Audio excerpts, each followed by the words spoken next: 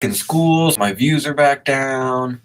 'Cause everybody's working now and going to school, but hopefully you people are tuning in um, for the 24 hours that this stays up. It'd be nice to know if y'all are doing that. Yeah, action needed. I know. Oh, and I could talk about the business cards. I'm very curious to know if QR codes are cool, are lame, whatever they are. If you scan them, if you don't scan them, because I'm putting them on my business card, or I thought I was going to put them on my business card. I still haven't set up cameras or anything. I'm doing great today. I didn't even really want to set up the big camera, honestly. I just kind of need thumbnails for Facebook and stuff.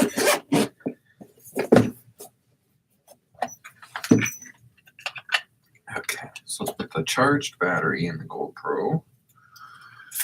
And then we'll go to the worst case scenario if we have to charge it. Why did you open MSN? That's bizarre. Oh, it's because I connected to the internet.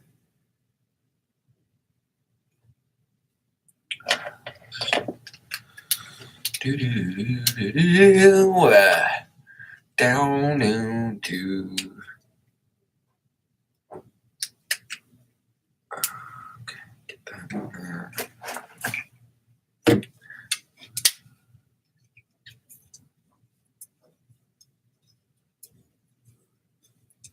I might re-record some of Lucas's stuff because I don't know how good I feel about that.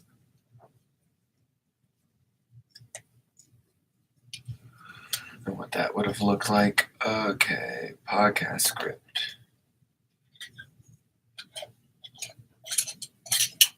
Hi, Kennedy David. How's it going? What are you up to this morning? I'm just getting.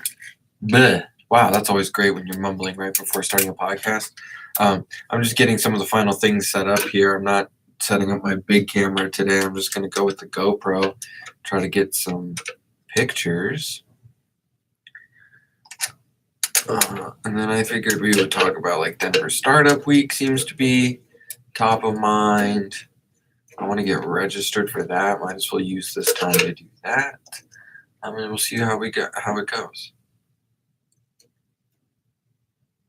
Here for.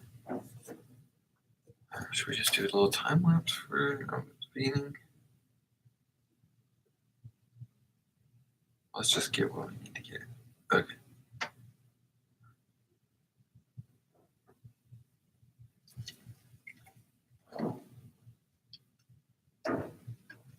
Okay.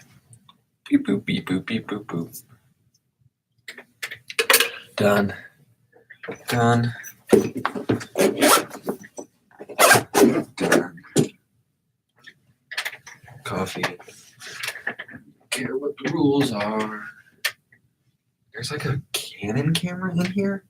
What? There's a Canon? There's another camera in here now? Didn't know that. Okay.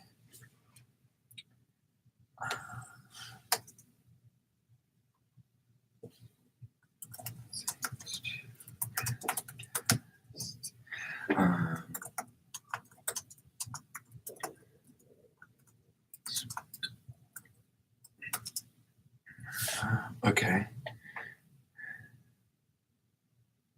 Okay.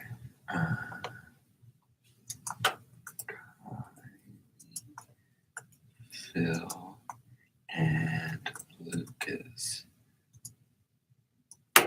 upcoming Avon, Dallas, and maybe Ben and Jasmine. Yeah, I need to talk to Jasmine. Okay. Good morning, good morning, good morning, good morning, good morning, good morning, good. Yeah, there we go. Okay, whatever. Good morning, good morning, good morning. I guess we're going to be over here today. What does that look like on YouTube? Oh, that's fine. Okay.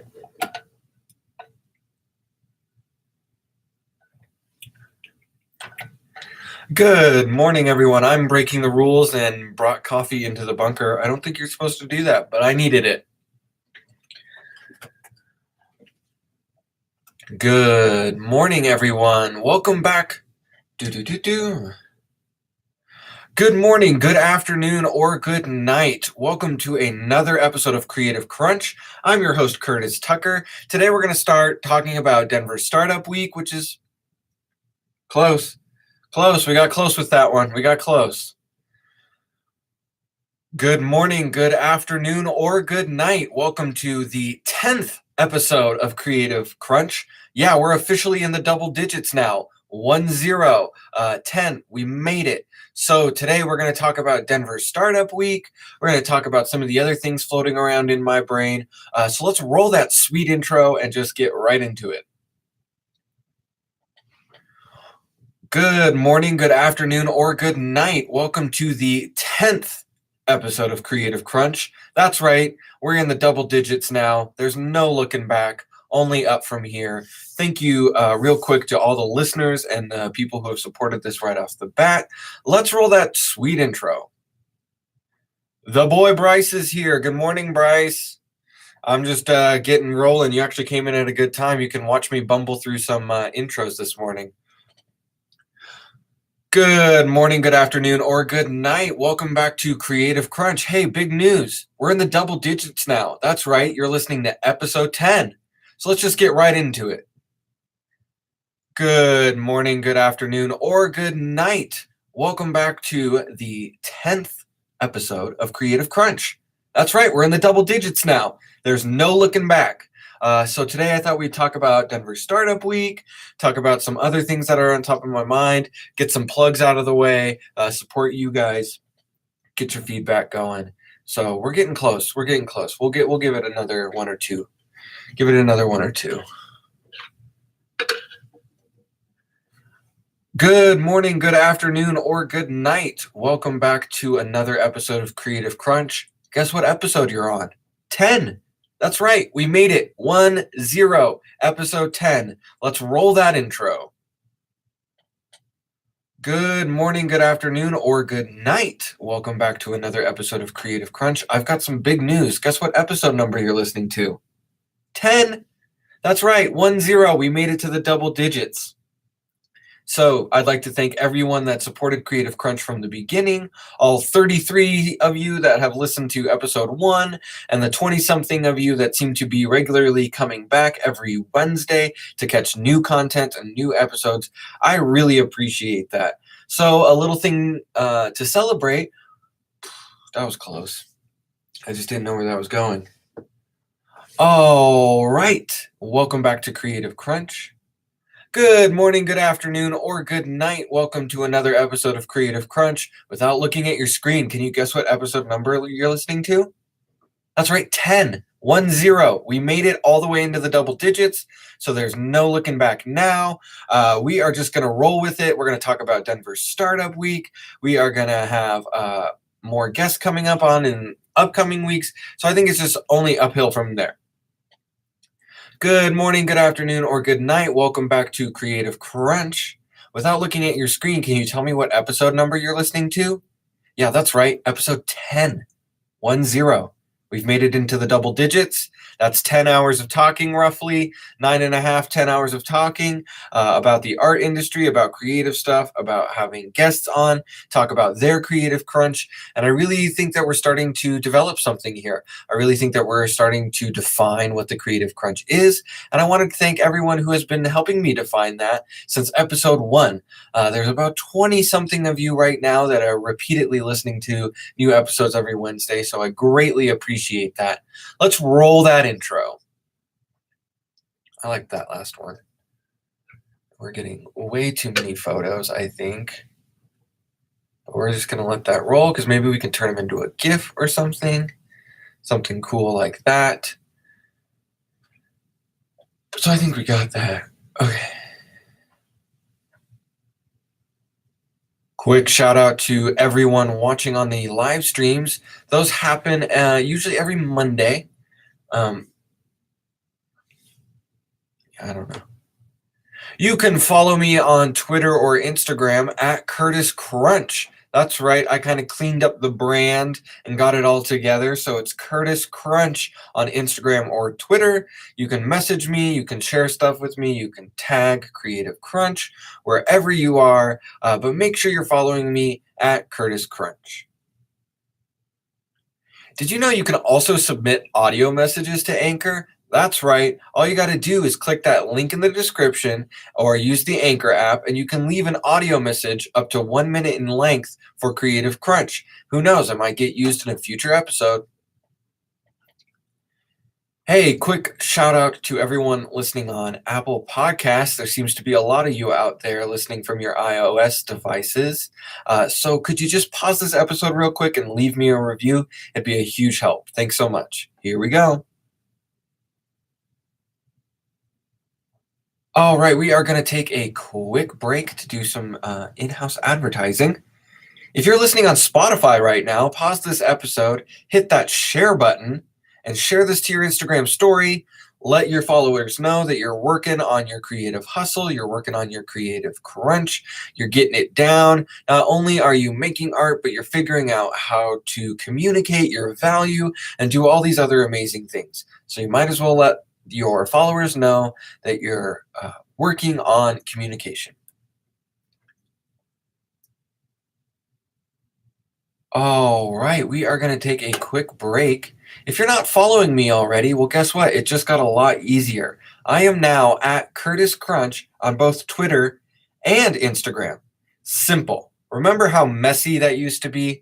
And I used to have to say which handle was where and how it was and yada, yada, yada. Well, now it's just at Curtis Crunch on Twitter or Instagram. If you're my fine art people, you're my photographers, you're really visual, find me on Instagram, tag me some stuff, start using hashtag Creative Crunch. And if you're on Twitter and you're more on the business side, analytical, whatever you're into over there, at me. Get a conversation started, follow me. I'm starting to just share crazy stuff because really nobody follows me over there. So I'm just starting to share memes and thoughts and whatever is out there. The other little bit of housekeeping we have to do is if you're listening on Apple Podcasts right now, which seems to be a lot of you tuning in from your iOS devices, could you leave me a review when you're done listening to today's episode? Let me know what you think. We've made it to 10. I'd like to know if it's working, if it's not working, if you like having guests on, if you like just hearing my thoughts on things. So if you're listening on Apple Podcasts, if you're streaming this from your iPhone or your iPad or your whatever, leave a review. It'd be greatly appreciated. Thanks so much. I think that's good because that's already getting way too many photos.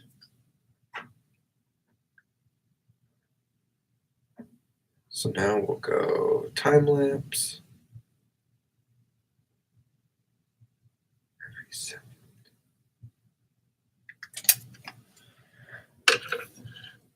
Cool. I'll take that. All right. Thanks for tuning into Creative Crunch. We're going to take a quick break here to roll some sweet music. If you make music, if you make beats, if you have a sound or whatever that you want played on Creative Crunch, all you got to do is message me at Curtis Crunch on Twitter or Instagram, and we will get it featured in the episode. So we're just going to take a quick break right now, and we'll see you in a couple seconds or minutes or hours. Not hours, maybe minutes. All right. See ya.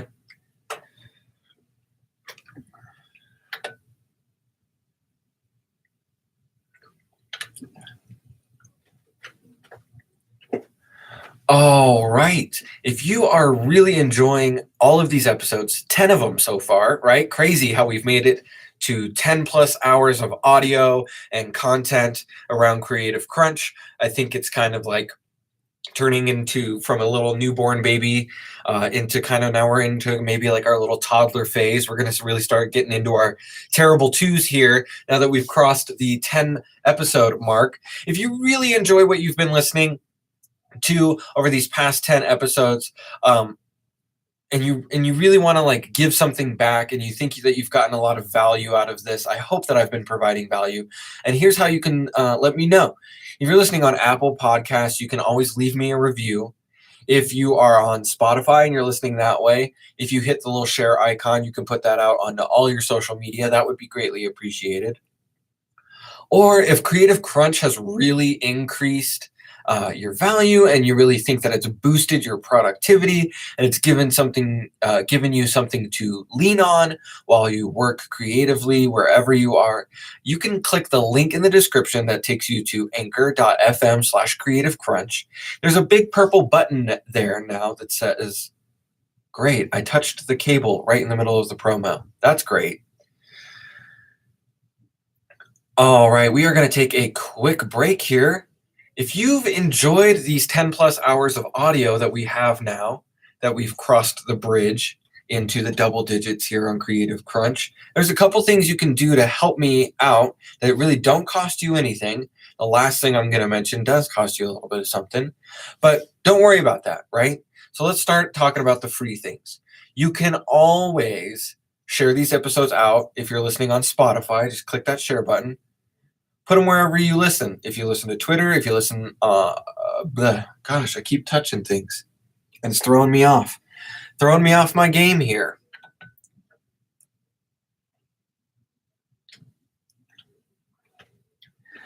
All right, we are going to take a quick break here. Can you believe that we've crossed the 10 episode mark? 10 episodes. That's about, 10 hours of audio, 10 hours dedicated to Creative Crunch. Actually, more than that on my end, especially because of editing and content creation and engaging with you guys and leaving comments and trying to sprinkle my 2 cents everywhere and use that Gary V $1.80 strategy, right? So there's a lot of content around that, and I really appreciate that. And if you want to help Creative Crunch grow, there's a couple things you can do. A lot of you listen on Apple Podcasts on your iOS devices, which is great. If you could just take the time at the end of this episode to leave a review, give me some stars, whatever you think is appropriate, let me know. That would really help the next 10 hours of Creative Crunch hit even more listeners. The other thing that you can do is if you're listening on Spotify right now, you can hit that share button like you can with any other piece of content on Spotify, and it'll put a sweet graphic in your Instagram stories, or you can tweet it out, or put it on whatever social media network you're into and you have a community and a following on. Those are some great, free, easy, fast ways to help the value of Creative Crunch grow beyond my own efforts, and it's greatly appreciated. If you could just take 5 minutes out of your day, even less, maybe like 2.5 minutes, to just knock out a quick review, share it. I think that would be greatly appreciated on my end, giving all of this time and energy and effort to Creative Crunch, just to always see those shares kind of ping up throughout the week as people are listening, really keeps me motivated and really motivates me to get back into the studio and create another episode for you guys. The last thing that you can do is if you think that Creative Crunch has really, and I mean this, like really enhanced the value and your money-making abilities or your communication or your marketing or whatever we've touched on in these episodes, if you think that something from Creative Crunch has directly benefited your communication process as a creative individual, please consider going to anchor.fm/Creative Crunch or clicking that link in the description.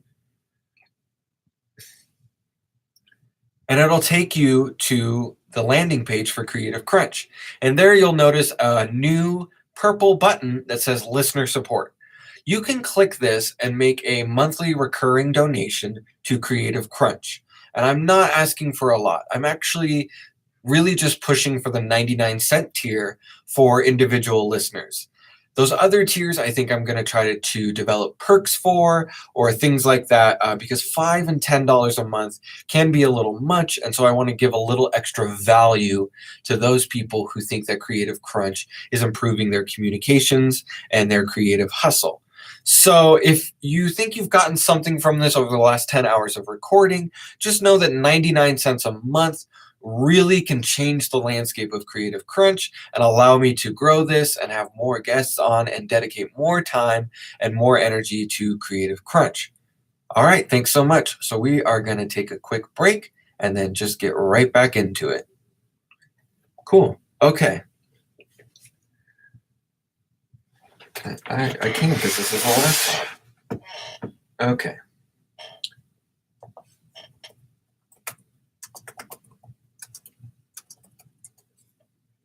I think we're doing good. We're doing great.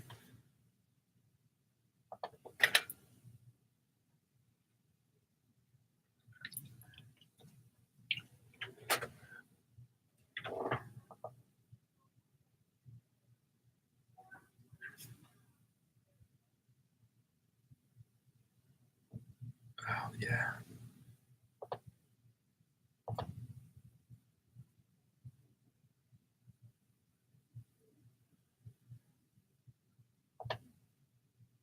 Where is that?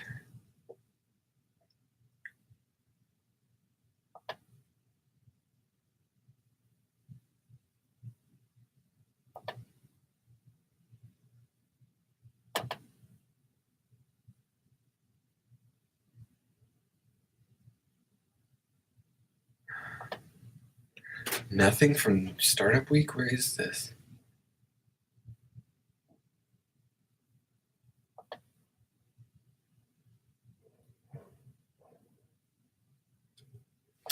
Dang it, Denver Startup Week?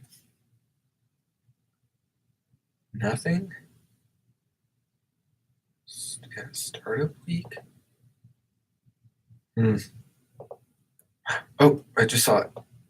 Reset your password. Awesome. Ooh, what's next if I touch this? Oh, nothing? Okay, we'll just leave Sunshine Guy there. Change my password. Your password.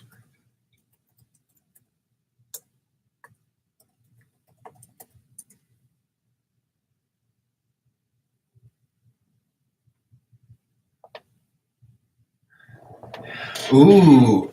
All right. Welcome back to Creative Crunch. So, a bulk of today's episode is going to be talking about Denver Startup Week, which is coming up in the third week of September here. I will make sure I say the dates out loud during this episode. If you're not familiar with Denver Startup Week, we'll get into it. I'll kind of dissect their website. But, real quick, what I want to start with is I am just so excited, even with just their registration form.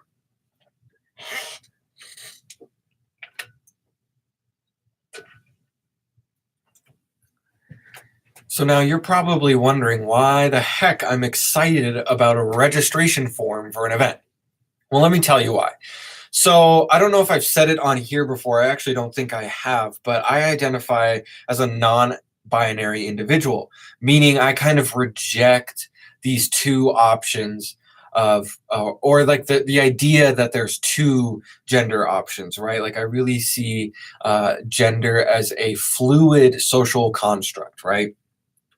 And so, one thing that always bothers me about any kind of form or registration form, and this may seem trivial if you're cisgendered or you identify with certain pronouns, um, but they actually like have a question that says, "What are your preferred pronouns?" And I just think that that's great because I get to choose they, them, theirs. They should have the Z's on there. Those are my favorite, but it's cool. Let's see. I'm there now. What track am I interested in? Designer, founder, growth. Ooh, growth? I don't know. I don't know which track I'm interested in. So there's a lot of different track options for Denver Startup Week. If you're not familiar with that, they kind of have these parallels, these lines. Yeah, there we go. They kind of have these tracks that you can take for programming throughout the week, right? me being a generalist and wanting to kind of dabble in everything, I'm kind of struggling with what to pick here. So I might just go with headline events right now, but I will definitely be bouncing around. I might be in a design session in the morning and like a CEO thing that I don't really even technically belong in. I might go to that in the afternoon, right? Because I just kind of want to, I'm always fascinated about these opportunities because something like Denver Startup Week, you might be able to like sit right next to like a, an entry level production designer, graphic designer, someone like that. And on the other hand, you might be sitting next to a CEO or a founder or a venture capitalist, right? Like that's what I'm really excited to be a part of. And this is actually going to be my first startup week because last year I was still in MSU Denver and school was my full-time job along with being a gallery assistant at CVA. So I really didn't have time to go. I heard a lot about it and it just sounded amazing. So that's why I'm really going this year. What company do you work for?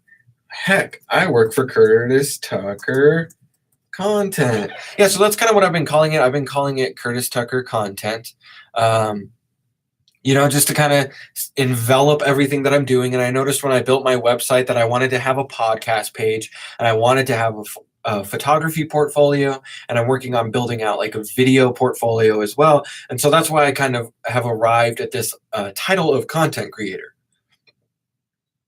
And calling myself a content creator seems to be giving me enough creative freedom, but also enough context that people kind of know what I'm doing.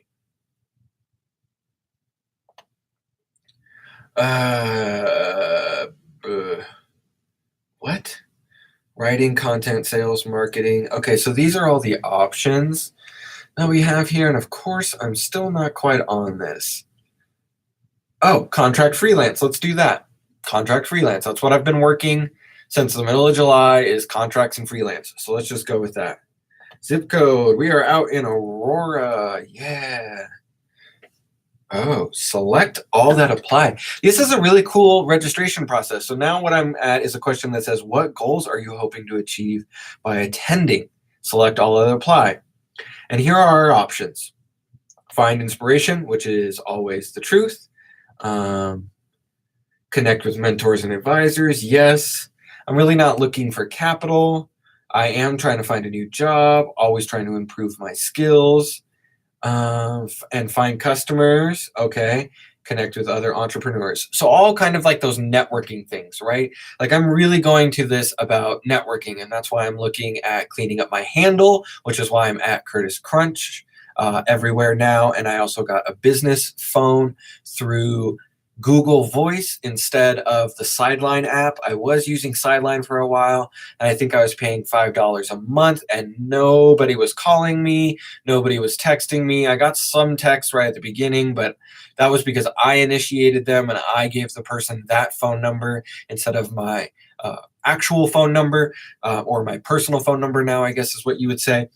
So I instead went and got a Google Voice phone number now. So I have a Google Voice number. I have a clean handle everywhere. So when I go to Startup Week, yes, the idea is to hand out 500 business cards and see how many connections I can make. So let me select all of these real quick, and then we will see what the next steps are. Find a new job. Mentors, customers. Okay. No. Okay. Code of conduct.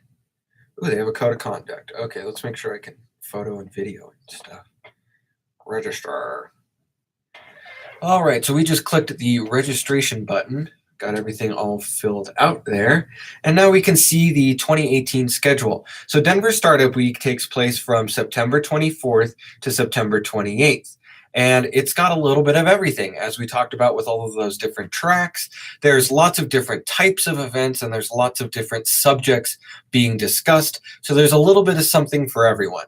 And if you think you don't belong, then you're mistaken. Everyone belongs at Startup Week. If you are an independent creative person, if you are running a makerspace, if you're running a collective or a co-op, you are a business person. And hate to break it to you, you're running a startup. right?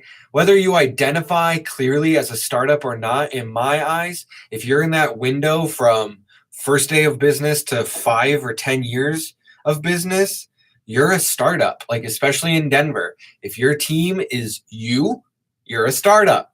If your team is you and your partner, you're a startup, right? And you should be going to this and you should be networking because it's one of those things, like I was saying, you never know who you're going to bump into. You never know what gem a keynote speaker is going to say. You never know whose business card you're going to get to swap. And I really think it's going to be interesting this year with the GoPro, with the camera, like visibly working the hustle while I'm there and having a pocket full of business cards. So let's take a look at the schedule, get registered for some things, and find out what might be a good fit for Denver startups this week. No. Find some good fits for Denver Startup Week. We'll see if that patches together.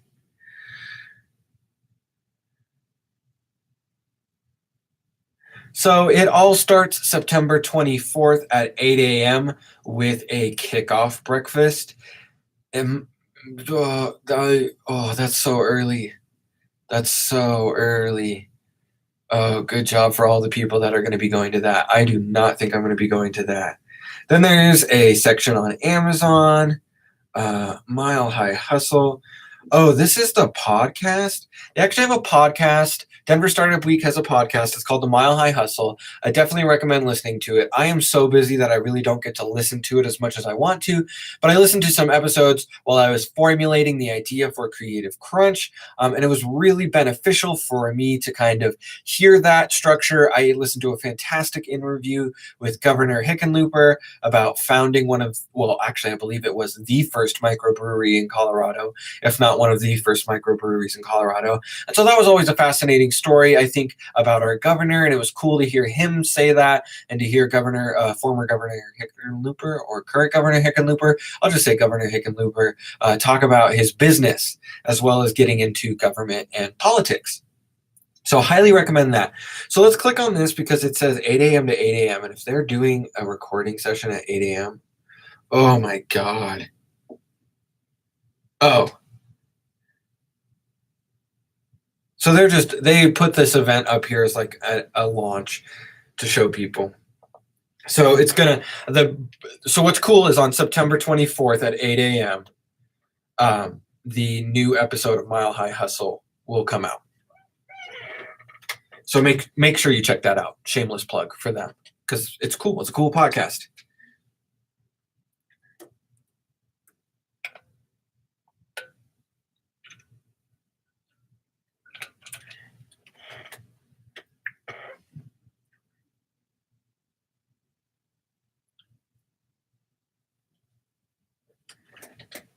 Oh God. All right. Okay, so moving down a little later in the day past the 8 a.m. mark, the next big chunk seems to be at 10 a.m., and there are a lot of options here. If you're going through the schedule with me, I will make sure to put the link in the description. You'll notice on the left-hand side are all the color-coded icons. And if you I think they did a pretty good job with iconography. I'm sure there's a key somewhere, but I can kind of tell what to look for just based on there's really good icons, right? There's like a bar graph and an eyeball, and there's clearly some track about coding and development, and there's other cool stuff like that. So let's get into this. I think I could make it downtown by 10 a.m. Traffic might be a nightmare, but I think I could do it. And then once I'm down there all day. So got to make sure to pack a big backpack with lots of snacks and all the battery chargers and the cables and things like that.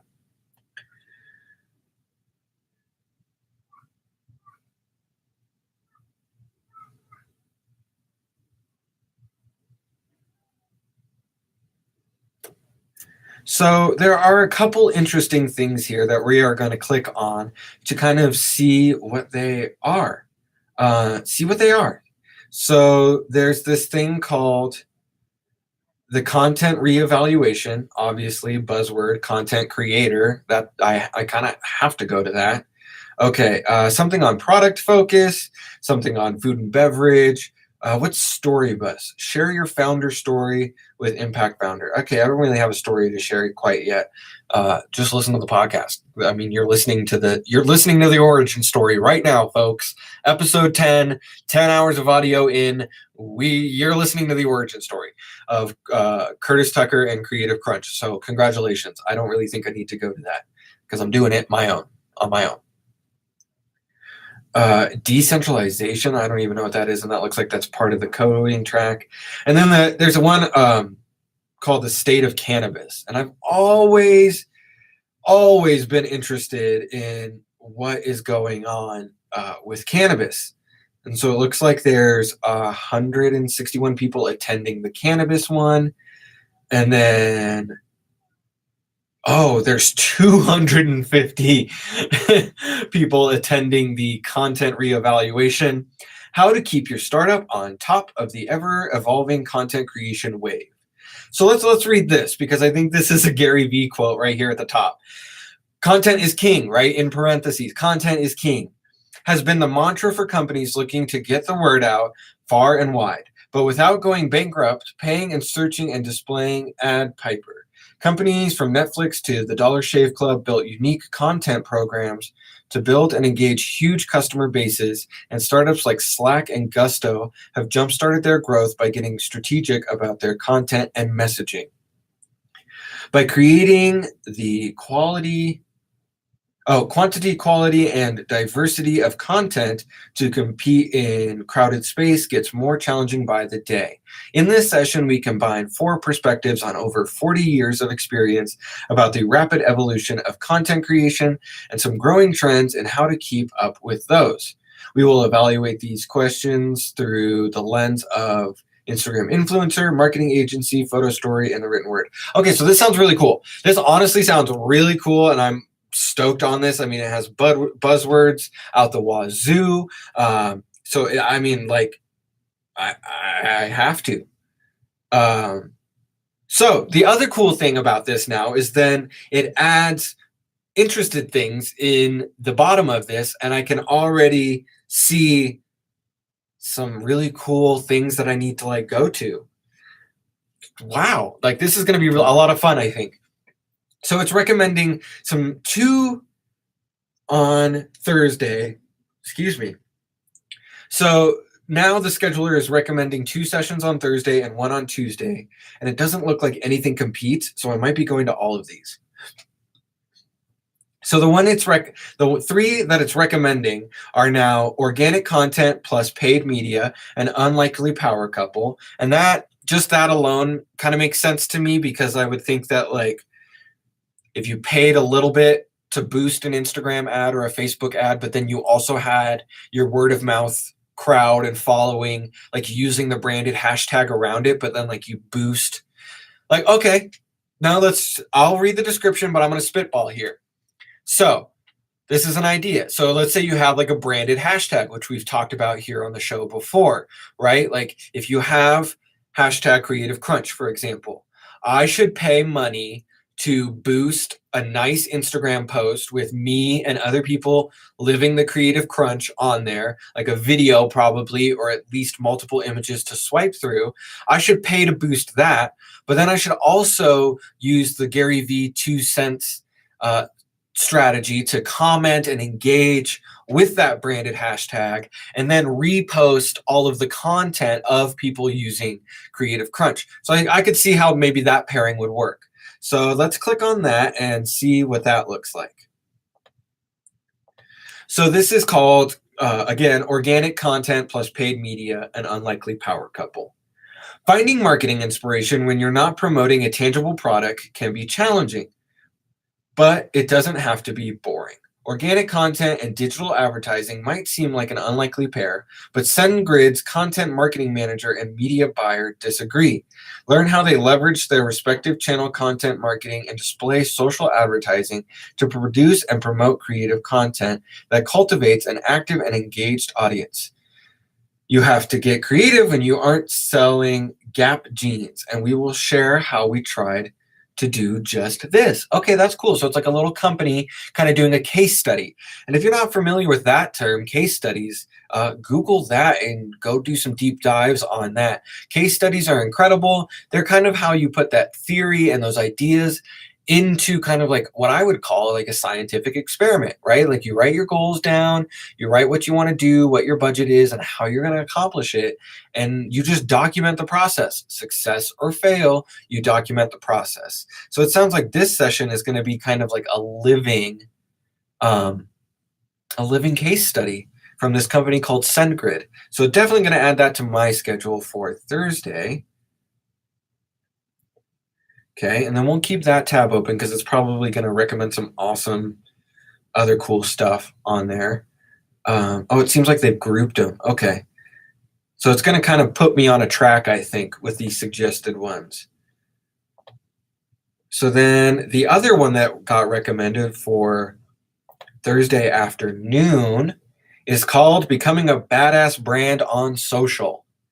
I think this should be interesting. There's over 300 people attending. And here's the description. Are you tired of relentless pots and decline in reach? Oh, whoa, let's try that again. Are you tired of reactionless posts and decline in reach? Want your brand's personality to shine through social media content? In this session, you'll learn how to personify your brand's inner badass through social media content and tactics. We'll give you the tools to identify the unique elements of your brand and how to showcase them authentically using social media content and messaging. Definitely worth it. Always trying to build this brand up. Always trying to build Creative Crunch up, right? Like, what is Curtis Tucker? He's a photographer. They're a photographer. Either or. She's a photographer. Use them all. I don't care. Whatever pronoun is floating your boat that day. But I'm a photographer, I'm a videographer, I'm a content creator, right? What's interesting is I'm now learning that people want awesome photos, but then they don't even know what to do with these awesome photos. And so I'm finding a market for being able to communicate, right? Like, how many times have I told you guys, automate your social media? And I tell this to every person I take pictures of, right? Like, you've got 20 pictures now. Are you going to make that one post, or are you going to milk this thing out and like use it for a week's long worth of content? And I think my friend Emmy Hart is a great example of that, especially when it comes to modeling. She's still using some of the photos that we took a month, 2 months ago, right? Like sprinkling those out, like really like automating them and using them sporadically. And it's interesting to like see that, versus just like dumping a bunch of stuff that nobody really wants to click through. So I think this becoming a badass brand on social could be really interesting and a great way to spend a Thursday afternoon. Let's see what else Denver Startup is recommending.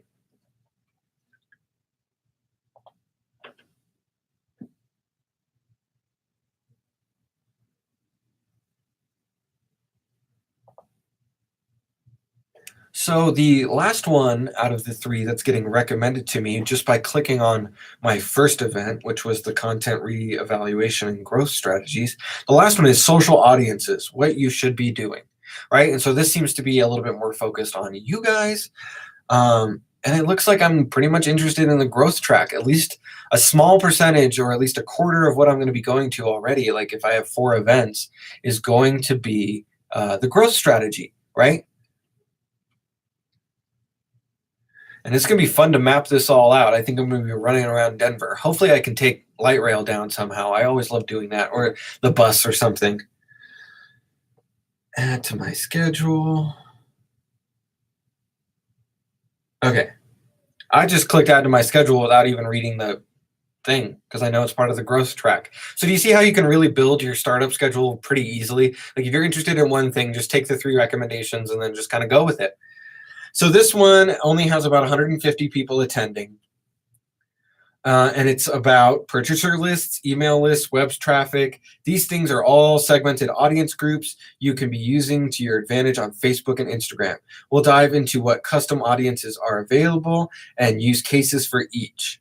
Huh. Okay, so that'll kind of be interesting. Again, I really don't say no, right? Especially if it's in part of this growth track now that I've discovered. I'm really not saying no to it. Because, did that stop? Yeah. I'm really not saying no to anything in the growth track because it all seems to be around what I am trying to do and what I'm trying to emulate. And when I do it and I do it successfully and I'm successful at it, that's when I start noticing you guys in the audience reach out to me, DM to me, want to be guests on the podcast, things like that. So I think anything in this growth strategy, whatever little nuggets I can take and implement and then talk about on future podcasts, because you better believe that there's going to be a couple Denver Startup Week, maybe mini-sodes, episodes, something going on there around that. So I will be sharing as much of this as I can, but it definitely seems to be the growth track that I'm attracted to and what we can do with social audiences. I'm always fascinated by that. I've considered marketing and communication more broadly my art form. I think what I do on Instagram and how I do it is art and is my form of art, and communication is my form of art. And that might be a little bit abstract to grasp. It still is for me. But that's why I like talking about it and trying to explain it to people, is because then it always helps me refine what I'm saying. And what I'm saying is that I like taking nothing Instagram accounts, right? Like an Instagram account is my canvas. A blank Instagram account I consider a canvas. And what you start cranking out with that, what kinds of content you produce, that is art. And then even on top of that, I consider the reactions art. How can I stimulate and engage an audience? And when I do this, that reaction from them is now my tangible thing of art.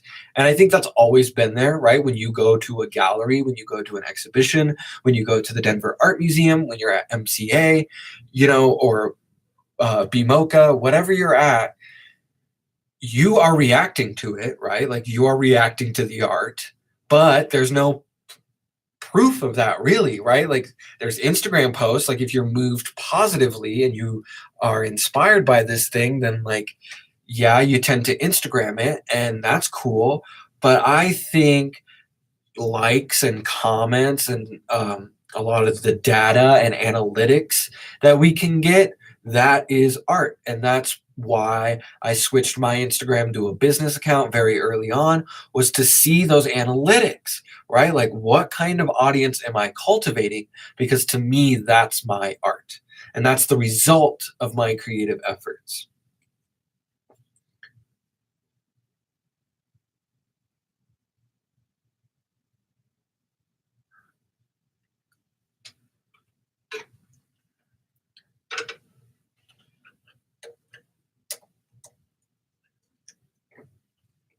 Okay. So, mini rant about that. Thanks for indulging me. But I really think that this growth track is going to be interesting. Oh, found a hands on workshop. This is a different recommendation here, but still on this growth track. Okay, so this new recommendation is called Social Media Strategy for Startups, and it's a hands on workshop on Wednesday. In this workshop, you'll learn how to create a social media strategy, best practices for key social media platforms, how to improve your strategy depending on the platform, best practices for maximizing engagement, and how to use tools to measure ROI. And if you're not familiar with ROI, that is return on investment. If you put time and energy into a post, that's your investment.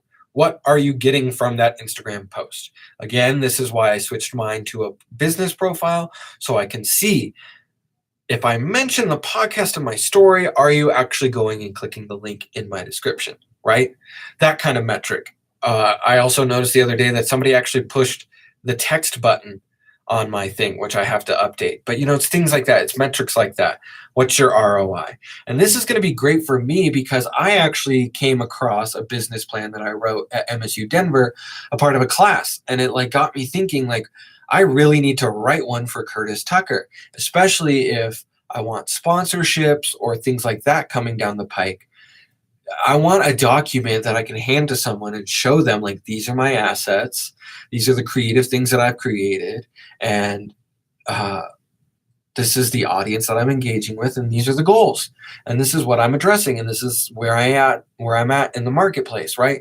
Stuff like that I think would be really interesting to have in a document. And I said, for other people, but more and more it's for me. Like, I want written proof of what I'm doing, and I think that goes for anyone creative, big or small, who thinks they're a business, who knows they're a business, whatever. You need to have a business plan. And it doesn't have to be like Shark Tank level business plan, right? Like, it doesn't have to be ready for Marcus Lamont, the prophet, to sit down and go through your P&L statement. But you do need that kind of documentation. And going back through this project, I got that attitude again because I've been working on myself of just like, I can do this. Like, it took me 16 weeks and I had a partner. I'm pretty sure I could do it in half that by myself with more time than an hour a week, or 2 hours a week dedicated to it. I really do think I could knock out a business plan for Curtis Tucker, which would include Creative Crunch in that, right? And I also think that Creative Crunch then would have, maybe Creative Crunch would have its own business plan, but at least Creative Crunch would have a more developed marketing and communication strategy within the business plan of Curtis Tucker. Because again, the goal is to be building me up as the brand. In the past, I think I was preaching a lot and I wasn't really talking the talk, and now I'm doing the inverse. I'm being positively selfish and really focusing on my goals and what I want to create and the content I want to have, and really living the life that I want others to have instead of telling other people to live that kind of life, right? Like, if I used to tell people to communicate and I had nothing to communicate, like, I wasn't blogging, my Instagram was crap, right? Like, I really didn't have a website for a long time.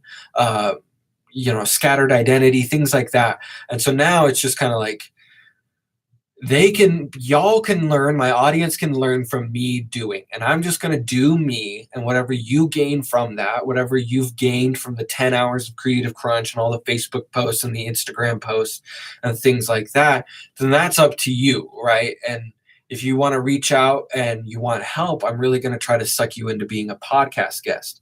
So if you do need help and like you have something top of mind, or you want my advice on something, or you just want to talk something out and you need a sounding board or whatever, let me know. Like, DM me at Curtis Crunch on Twitter or Instagram. And that's kind of the extent of the help that I'm offering right now, besides photography services. And those I do negotiate with people, but I have really put my foot down about my value. I know what I'm worth. I know what a photographer is worth. And I'm charging on the low end, right? Because I know I'm just getting into this, but it's only up from there. Thanks again for indulging that mini rant. I hope you kind of enjoy those like little side tangents. I think they're more beneficial than just cut and dry talking about Denver Startup Week. I want you guys to know why I'm going to these things. I'm going to the growth track and I'm attracted to these things because I think if I do them, then I'm helping the community, right? That's the goal here. Learn how to grow and build up my brand and increase knowledge so that I can impart it onto you. If you're not able to go to Startup Week and you're not able to go to the growth track, I want to be able to pull key things from that, share video, share thoughts and opinions on that so that you can gain something from Denver Startup Week, even if you can't attend. That's the whole goal here, right? Like, with the interviews, if you don't know the person I'm interviewing, that's good. That's the idea. The idea is to have new people come in that you would not otherwise meet and just have them share their experiences, right? So that's the whole goal with me going to Denver Startup Week. We're going to take a quick break and then we're going to jump back into the schedule and just kind of see where we're at and sign up for a couple more things. Thanks so much for listening to Creative Crunch. Let's roll some sounds. Boop, boop, boo, doo, doo. Add. Oh, that's at WeWork. This is going to be fun to map out. Okay. Back to schedule. How we doing? It's 11. I'm in here till 1. Okay.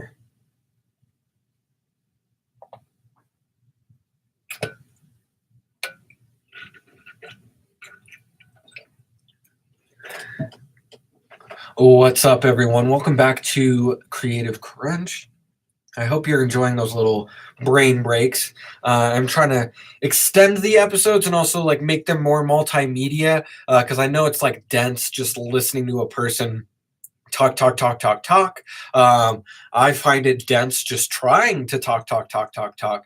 So I think having those little breaks are really nice. I'd really like to take a quick second to shout out Dallas Scott for making that sweet intro that you guys should be hearing now. It's nice to kind of have visible progress. If you compare episode 1 to episode 10, I think we've made a lot of progress in those 10 hours, and it makes me excited for the next 10 hours and to kind of celebrate episode 20.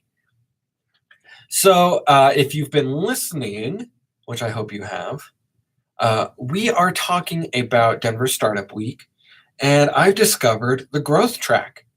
The growth track is amazing, and before I get too far into this, I'm just gonna like stop the Instagram live stream. Thanks for watching Instagram. The link to Creative Crunch is in my bio at anchor.fm/Creative Crunch. And you can find me right here or on Twitter with the same handle at Curtis Crunch. Thanks so much for tuning in, and we will see you next week. The new episode will come out on Wednesday, and that features at Phil Mackenzie Photo, who's living the hashtag van life and is a skateboard photographer. So please make sure to tune in on Wednesday. That will go out right at like 6 o'clock in the morning, so you can listen to it on your morning commute. Thanks so much for tuning into the live stream in part or in whole, and we will see you next time. Okay. And share. Should we try Twitch?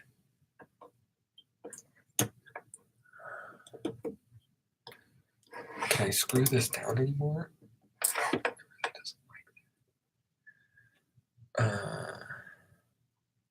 Go live. Describe your stream. Recording my podcast talking about Denver Startup Week. Done. IRL? Sure. Or I would say creative? No. Social eating, music, talk shows. Let's just do that. Start stream.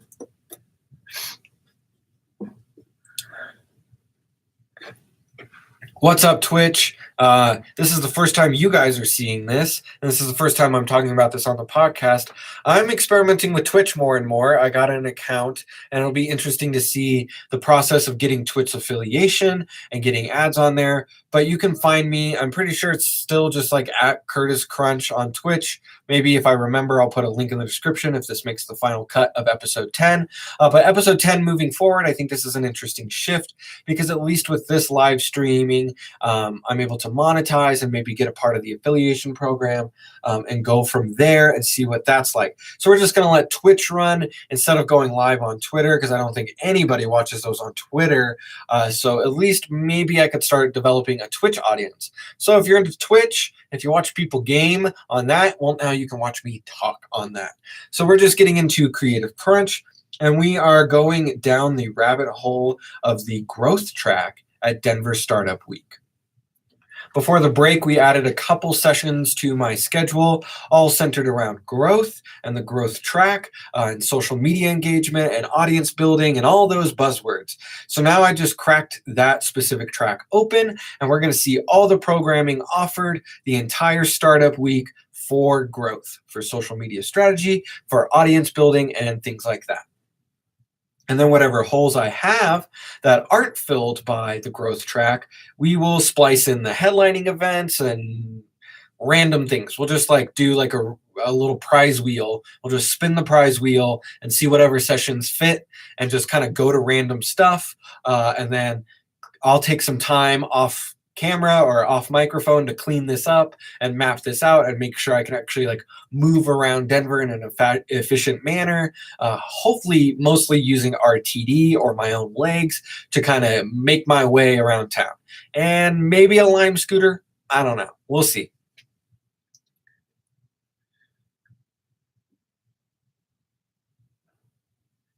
And I also, how do you see your schedule? Okay, so back on to Monday. This one's really popular, so I think we'll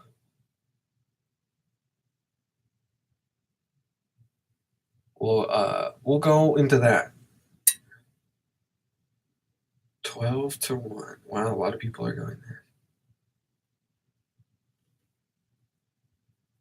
So this guy, John, will provide actionable tips and tactics for sourcing new customer leads and meaningful growth for the company's greatest assets, its existing customer base, right? And this is what I've discovered as a photographer. It's not necessarily about getting new, but it's buckling down and showing one person that you can photograph multiple scenarios and provide value in multiple ways.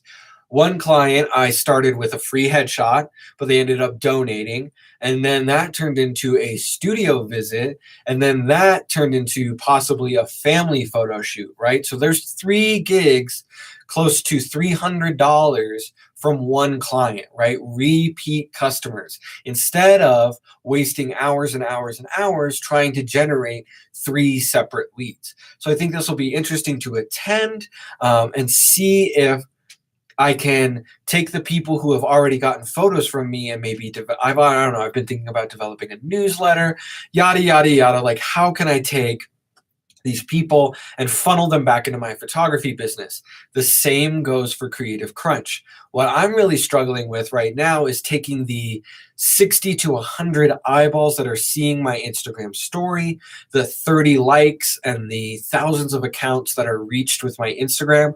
How do I take how do I take that audience on Instagram and get you to listen to the podcast, right?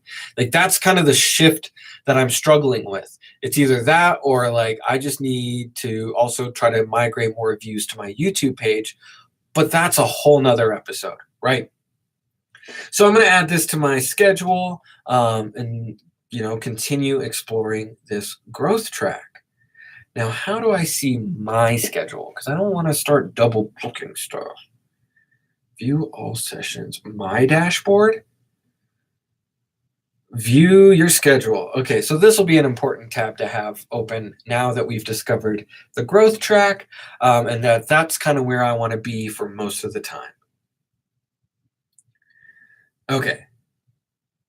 11:30. Okay, so 2 things back to back on Monday, starting at about 10 a.m. So that gives me 30 minutes in between each session, which I think is good to kind of move around Denver. Should be able to get where I'm going in 30 minutes from one point to another, one way or another, or blah, blah, blah, blah, blah, blah.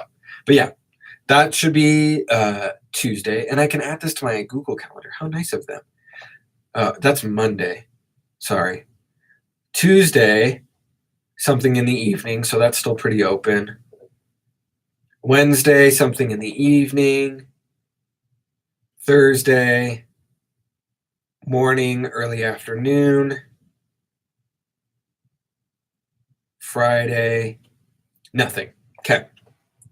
So going back to the first day of the week, going back to the first day of Denver Startup Week, which is Monday the 24th. We're going to try to fill in some gaps here, or not. We might try to add one more session on Monday, see if something goes from like 2 to 3. Monday, growth track, 2. Yeah, okay, so we can sprinkle one more in here. So here's our options for Monday at 2 p.m. Where to start with events when you're starting up, Crush It, a guide to learning startup sales, and emerging customer opportunities for food entrepreneurs in Colorado. Okay, that last one obviously has nothing to do with me. Not interested in food and beverage at all. Crush It, a guide to learn startup sales. WeWork in the Tabor Center, or where to start with events when you're starting up. Let's read that one. I'm curious more about the angle on the events one. Does it mean producing? Does it mean trade shows? What does that really mean? So it'll be interesting to see what this is. Boo, boo, boo.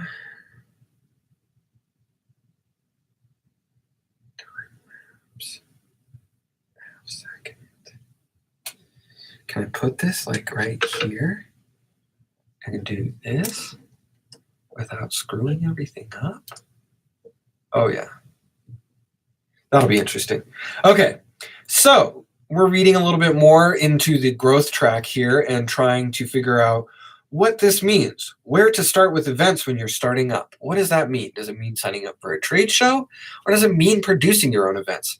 You know, the word event just kind of tingles my brain a little bit from my Stuff on Walls days, so I'm always going to click something that has to do with events. Everywhere you look, this is the description. Everywhere you look, there seems to be events popping up. From meetups, workshops, and conferences to product launches, user groups, and special events. Everyone seems to be in the event business. Do you wonder what event marketing can do for your business and brand? Events done well can be powerful tools in marketing arsenal for building brand awareness, generating leads, accelerating product adaptation, and driving customer loyalty. But for startups, they can be intimidating, overwhelming, and costly. Totally disagree with that. But again, that comes from my experiences with Stuff on Walls. In this session, you will hear from two strategic event professionals who have over 20 years of experience designing and planning events on both the brand, corporate, and agency side. So see, this will be pretty interesting. Tips and tricks for developing a goal-based event strategy, and then designing and producing creative, compelling events that engage audiences and move the needle for your business. You'll walk away with a clear idea of where event marketing fits in your journey for you to evolve from startup to industry giant. Okay, peer-to-peer networking, all about that, followed by a brief presentation and a Q&A. Very cool. I'm down. I'm with that. And that looks kind of like I might be able to take the train home. So I might be able to take the train down there. I don't know, hopefully. But that's going to be great. So ready for the mini rant on this? Here we go. Here's my mini rant on events. So if you're familiar with me and what I've done and kind of how I made at least my first mark on the Denver art community, it was this thing called Stuff on Walls, which was just a bunch of DIY art shows that ended up the peak of that, the antithesis of sort of Stuff on Walls was two gallery exhibitions, one at Dateline and one at Helicon. So that was kind of the pinnacle, the top, if you will, the summit of Stuff on Walls. And then there was a slew of events that went into those two accomplishments. There was a lot that went into getting into an exhibition. And most of it, again, was centered around consistency and why I use that word so much.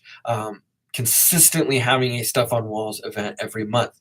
So here's why I kind of disagree with like the whole costly thing. I usually I would comfortably say at least 75% of Stuff on Walls events with like no money, with like $0. And I'm not kidding you when I say that. So here was like the usual hustle with Stuff on Walls. I would find an event space, a broom closet, a DIY space, an empty office space. We were pretty much everywhere. Other stores and retail spaces, you name it, Stuff on Walls was in it. From a coffee shop all the way up to like a new development project, right? We were in every nook and cranny I could find in Denver.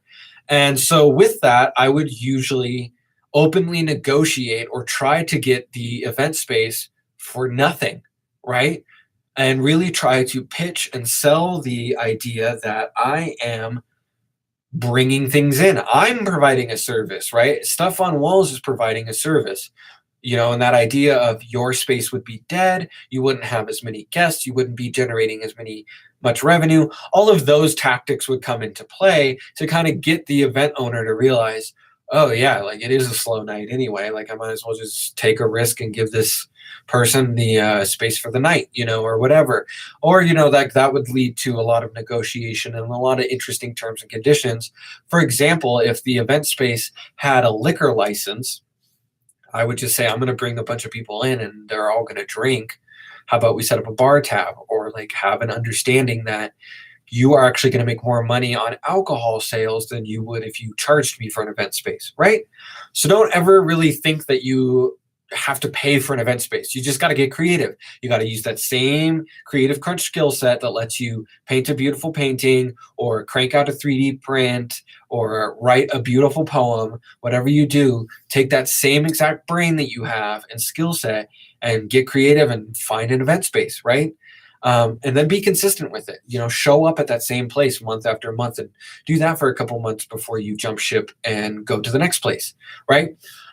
So it was all about that. And so I never paid for an event space. And then the next phase of that was selling spaces to artists.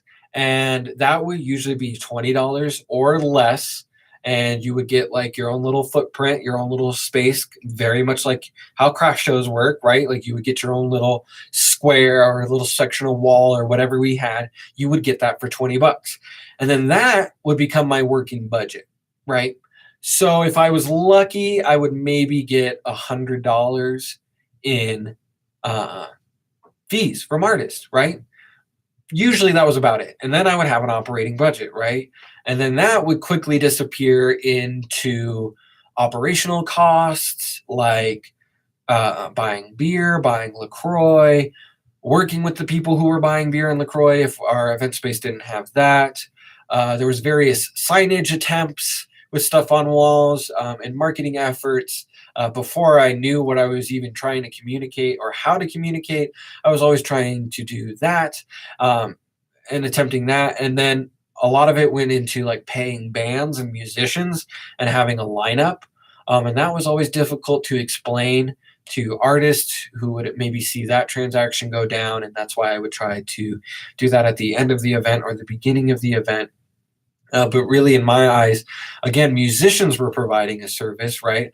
Having a musician there and a band there that was actively marketing or pulling an audience in was a pull. And so I felt the need to pay those musicians for that because on several occasions, musicians went above and beyond to pull an audience in to stuff on walls and to kind of co-op and co-produce those events. So that's usually where a bulk of the money went. And then if I was lucky, I would have $20 or $30. And I kind of had the bad habit or good habit, depending on how you want to view it, of just blowing that on people's art, right? And that was because I wanted to keep everybody happy and like have my own mental battles going on and, issues around that and really feeling the pressure to provide an excellent experience for these artists and like really give something to them, right? So that's kind of where all the money from stuff on walls went. So it'll be interesting to see in Denver Startup Week what their take on events is and kind of what it looks like from a more business perspective and a less of a creative hustle kind of perspective. So it'll be interesting to do that. And I think that kind of fills out Monday. I think 3 sessions is good, kind of like going back to college and having 3 classes that day, each about an hour and a half long. So that should be nice and exhausting. And it should also be enough to contribute to the creative crunch. So we're going to take another quick break and try to fill out some of the other days of the week.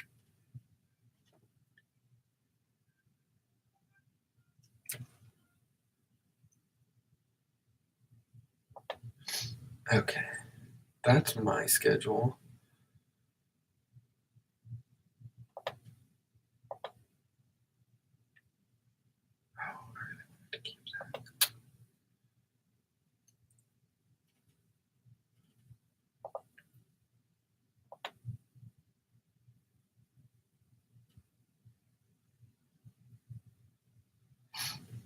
Okay.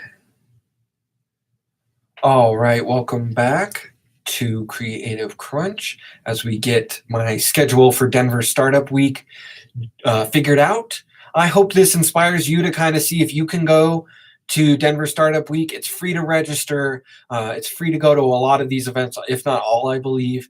So you can go to one, or you can be crazy like me and like dedicate a whole week to it, right? That's because my goals are a little different. I'm trying to find a job. I'm trying to find a mentor. I'm trying to find more people to take pictures of, more people, more videos to make, right? Like I'm trying to print 500 business cards and like not come home with a single one. But if you're busy, you're working 2 jobs, whatever you're doing, whatever your creative crunch is, maybe you can only sprinkle Maybe you can only sprinkle 1 or 2 events in there. But I'm going to tell you right now, if you can do that, if you can get 1 event for Denver Startup Weekend, you should do it. You should totally do it, right? Because you never know what's going to happen or who you're going to meet. Or maybe you go to something on Monday or Tuesday and you really find incredible value from it. And maybe you can work some things out and go to something on Thursday or Friday as well. So I highly encourage you to check it out. It's just denverstartupweek.org, and you can register for free with your email and start building your schedule just like we have been for me in this episode. So now we're getting into Tuesday, and I'm going to keep this one open because Monday has been dedicated to the growth track. We've got 3 back-to-back sessions, all dedicated to growth. We've got some peer-to-peer networking happening in there, and some Q&A, and some good variety of things. And so I think that'll be a good day to dedicate to growth. And then Tuesday, let's just see what we have and see what we can get into. Probably not going to go to the code developing stuff, but you never know, right? You never know. Again, 8 a.m. is way too early for me. So shout out to everyone that goes to 8 a.m. 8 a.m. startup things. What's going on at 9? There's Creative Startup Labs. Oh, there's like a big long thing. I've been seeing that. There's like a multi-day activity session thing going on. That seems to be happening. Development SWAT team presented by startups in the longevity economy.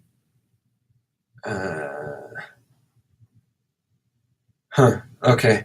Nothing really interesting at the 9 a.m. mark. Let's just keep going. Pitch, maybe, like there's like a pitch thing. Pitch fests are always interesting. And if you listened to the episode with Lucas Turner, a pitch contest was how he secured a sizable chunk of change. I think it was $10,000. So if that's a pitch contest, I'm not going to participate. I'm just going to go to see what it looks like, because maybe I should be pitching Creative Crunch or something. Well, I'm definitely going to have to pitch Creative Crunch at some point to a sponsor, right? So might as well see what it looks like. Can't hurt, right? B2B, business to business, junior developer, financing narrative, growth of the maker movement in Denver. That could be interesting. That's the kind of creative people I'm interested in, because they do stuff and they make stuff, and I always love like watching tested videos with Adam Savage, and I always loved like the Mythbusters. So maybe it'll be interesting to kind of see what the maker movement kind of looks like in Denver. Product leadership, time sinks, blockchain. That could be interesting. I meant to go to that crypto group, but then we had a family function. Brand storytelling. That seems to be pretty popular. The new and improved building trust and brand loyalty. Retail apocalypse. Okay, so we'll sort through those and we'll see what we have here. Blockchain, maker movement, or pitching. What's your vote? What do you vote for? What do you think I should go to? Okay, that should be a cool little time lapse. And then we're just getting some time lapsey kind of stuff today. And then we'll go back to video until the thing dies. Video photo. Let's do every 10 seconds so we don't end up with so many. Okay, I don't think we've had a single viewer on Twitch. That's fine. Okay, so now we're looking at Tuesday and we're just trying to fill it out and see what we can find that's maybe not part of the growth track, right? Get the most out of the week. Go to a lot of different things. And this is at Basecamp, so maybe that's like a specific location or something that could be kind of cool to check out. Okay, we listen to thousands of pitches each year, but we never get tired of hearing a new idea. We want to help you get launched. Apply to pitch. If selected, you'll have 3 minutes to pitch your business to Techstars staff. We will then do a quick Q&A to provide feedback. We will also select one winner who will automatically advance to the Techstar Boulder class Okay, so you could apply to pitch, but I think I might go to just watch that and watch people pitch, and see what that looks like, and maybe record some of those for you guys, and see if they'll let me record some of those. Uh, yeah, and just kind of see what happens there, and listen to some pitches, and then maybe we could do like a little mini episode about pitching. And the more I say that, the more I'm really interested about that, and I hope I can really accomplish that. Kind of do maybe like a mini-sode for Denver Startup Week every day that I go. Especially if I'm done by 3, I should be able to record and get something done, because I learned that the microphone that I use for my DSLR camera, I can also plug into my iPhone with the little adapter dongle, and use that to record audio. And now that Anchor has rolled out some new editing features, I definitely think that it could be extremely plausible that I knock out maybe like a little daily mini-sode for Denver Startup Week. And it might be only like 30 minutes, but I think that would be good, because 30 minutes divided by 3, that's talking about 10 minutes. That's summarizing an hour and a half event or session into 10 minutes. I think that could be a really good exercise. I'm going to try to commit to that as much as I can, and really make that happen, and kind of get the mental energy and plan that out, and maybe find a quiet recording spot either downtown or do it right when I get home, and kind of create a mini episode and just release it. So hopefully, I do that. I think I'm going to do that. I'm convincing myself to do that more and more, especially like the fun creative stuff. It'll be cool to have like a little mini download. And if you weren't able to go that day, you can kind of get a summary from a different perspective. And on the communication side, hopefully with a week's worth of stuff tagged Denver Startup Week, people will find me, and listen to it and stuff like that. So we're definitely going to go listen to some pitches, and see what that is like. So sorry, maker movement. I'd rather go listen to pitches. Boo, boo, boo. Okay. So then that would be. Oh, they have like office hours and stuff. So it looks like there's some other stuff to explore at Basecamp while I'm doing that. But that's from 10 to 11. There's really nothing going on at 11, so this could leave some time to record and eat a turkey sandwich, and just get like 10 minutes done for that session. And that could be like the little segments, like 3 little 10-minute segments with some sounds in between. Boom, done. Game on drones. Oh, maybe Tuesday will just be Basecamp day. Maybe I'll just hang out at Basecamp. So let's see what we can do at Basecamp. Basecamp. So it looks like we're going to be hanging out on Basecamp on Tuesday, starting with the pitch thing. And then at noon, going to fueling entrepreneurs while being an entrepreneur. Let's read this.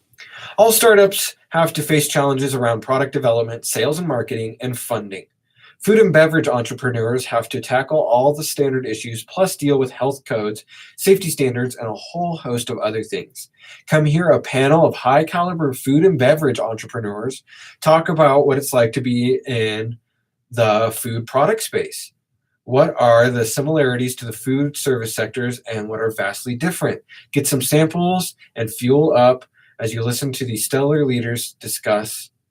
Yeah, wow, my brain was just like free samples. And it's funny because I think I just said like, oh, I don't care about the food and beverage industry.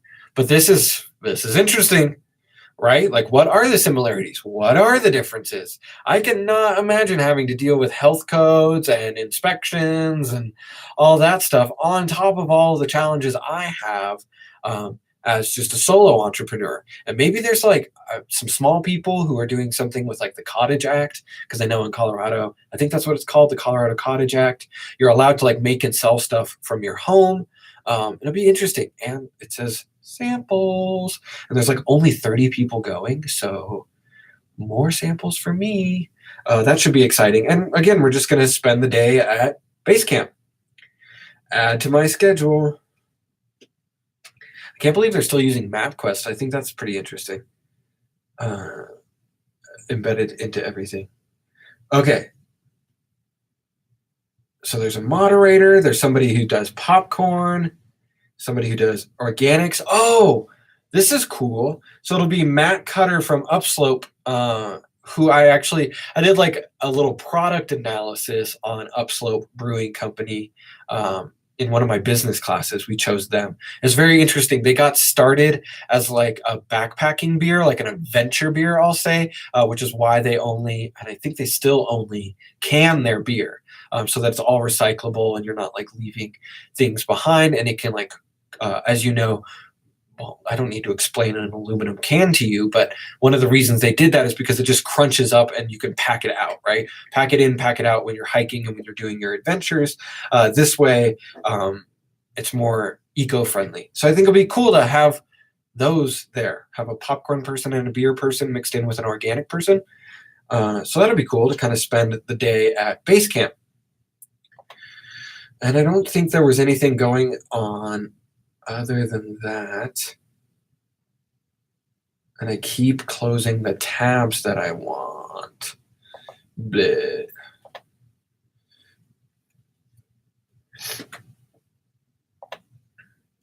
But maybe there's something in the afternoon. Excuse me.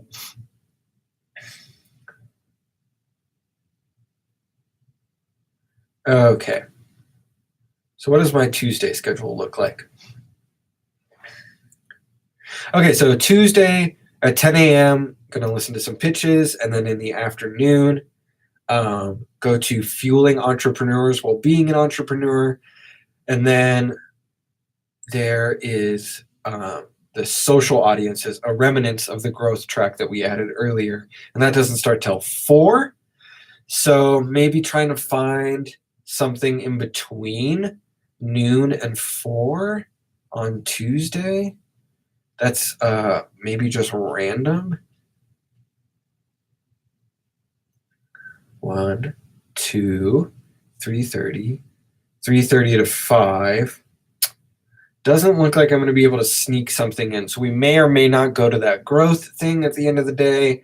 Maybe I can find something else to do or just hang out at base camp and maybe meet some of you guys or meet new people.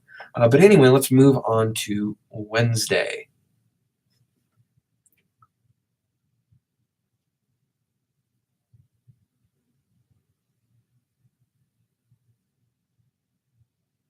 Boo, boo, boo. I wish I knew things about coding because I think there's a lot of inside jokes with the titles to these coding sessions.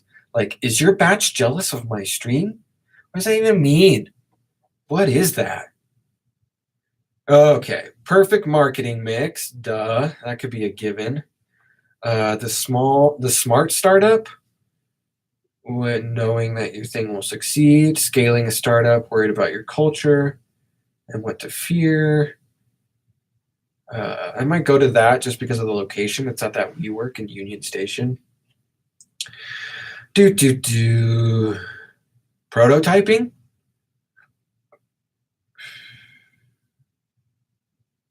Oh, badass. They have DACA recipients launching businesses. That could be cool, but I think that's all the way in Lohi. I don't think I'm doing anything that day. Go back to my schedule. Okay, so again, Wednesday, I don't have anything until 4 p.m.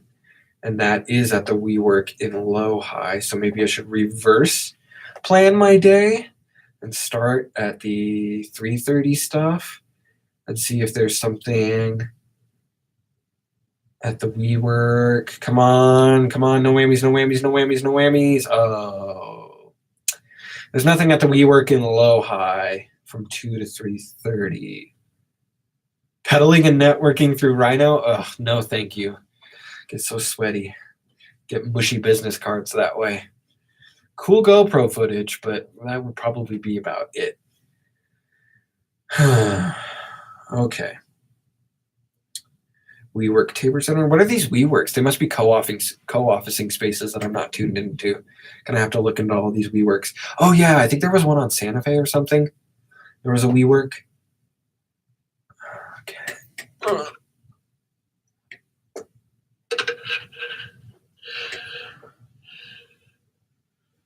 I have no idea if any of these pictures are gonna be good. Okay. Galvanize. Why do I recognize that name? Well, bummer. Is there anything after? Story of the year, 50-year plan. Oh, what? Job fair? Okay, so this just might be a late night. I might just do that. So there's a job fair happening on Wednesday at the McNichols building. Definitely going to go to that. Okay, so it looks like Wednesday, just going to do stuff in the evening. Maybe just the job fair if it's too far away from wherever this low-high WeWork is. But definitely going to be going to a job fair now. So on Wednesday from 6 to 9:30, there's a Denver Startup Week job fair and showcase. Yep. I hope this episode comes out before that.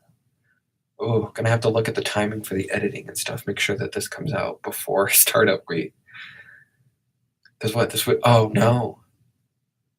Yeah, I think because it's Phil, then Lucas. So Phil is Wednesday. Where's my phone? Oh, I'm using it to stream. Yeah, it would be Phil, Lucas, Denver Startup Week. Maybe you have to push Lucas back. We'll get it figured out. Okay, job fair in the McNichols building added. Oh my God, do I want to go to Beta? Ugh, I'm not much of a nightclub person. Oh, closing party. Maybe I'm checking out. Maybe I'll make good footage. Put that on my schedule.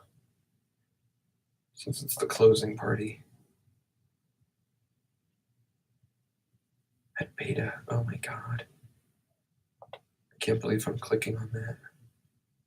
Okay, now what's the opening block party? Okay, what's my schedule on? Go back to Monday.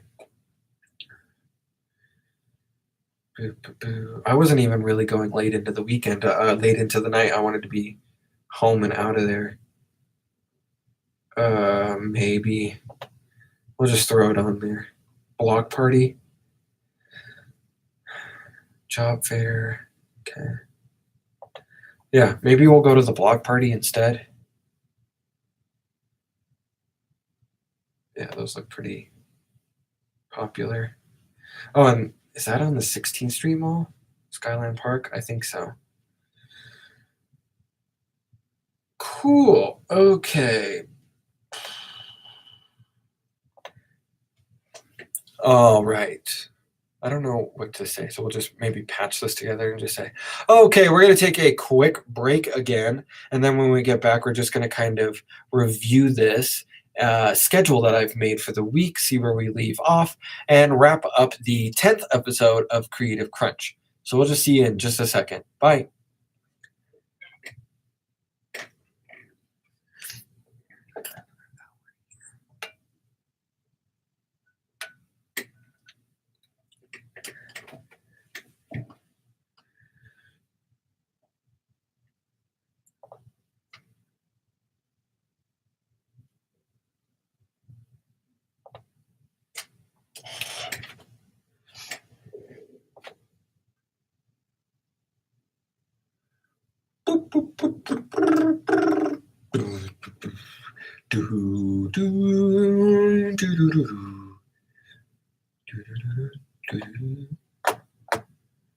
The creepy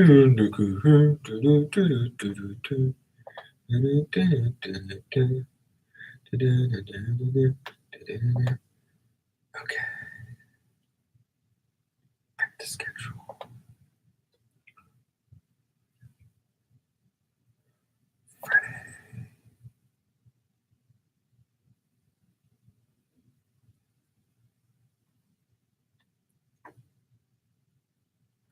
What's up, everyone? Welcome back to Creative Crunch. We're going to wrap up today's episode by just going over my startup week schedule a little bit and maybe finding something for Friday real quick because that's the only day that doesn't have anything.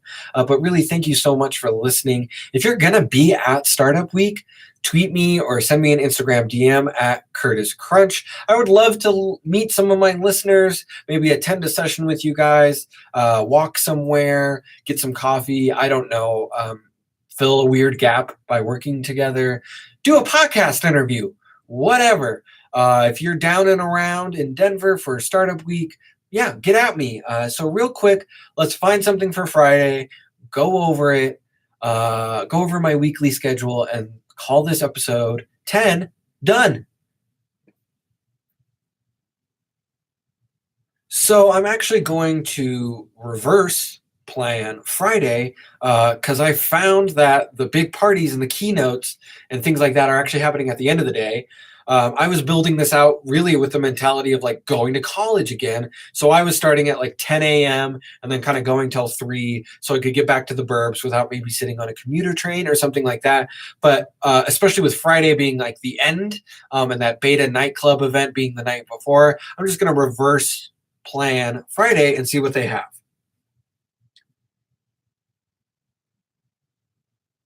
So obviously, I have to go to how drag queens became bankable brands with Chad Michaels, winner of RuPaul's Drag Race. Like, of course, I have to go to that. That's at freaking Tracks. Oh, I wonder if they like just let you party hardy afterwards. Yeah, definitely going to this. Definitely going to this. Oh my God, you get complimentary admission to Drag Nation at Tracks. Yeah, of course I have to go to this. My people. That's going to be exciting. Oh, that's going to be fun. That's going to be a fun way to close out the week there.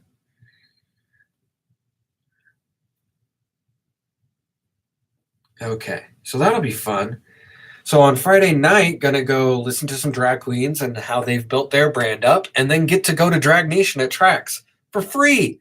I love that. I love Denver Startup Week. That is so cool. And like kind of one of the things I was bumbling about in my brain was just like, where's the word queer? Where's the word LGBTQA plus? You know, and I might have to go look a little harder, but I'm not really seeing a lot on first glance. And so something like this, I think will be cool to kind of just at least go see this and be around those kind of people and my people and things like that, and just hear some different perspectives on businesses and maybe some of the challenges of being queer or being a drag queen or being expressive and fluid with gender expression, some of the challenges and some of the benefits of that.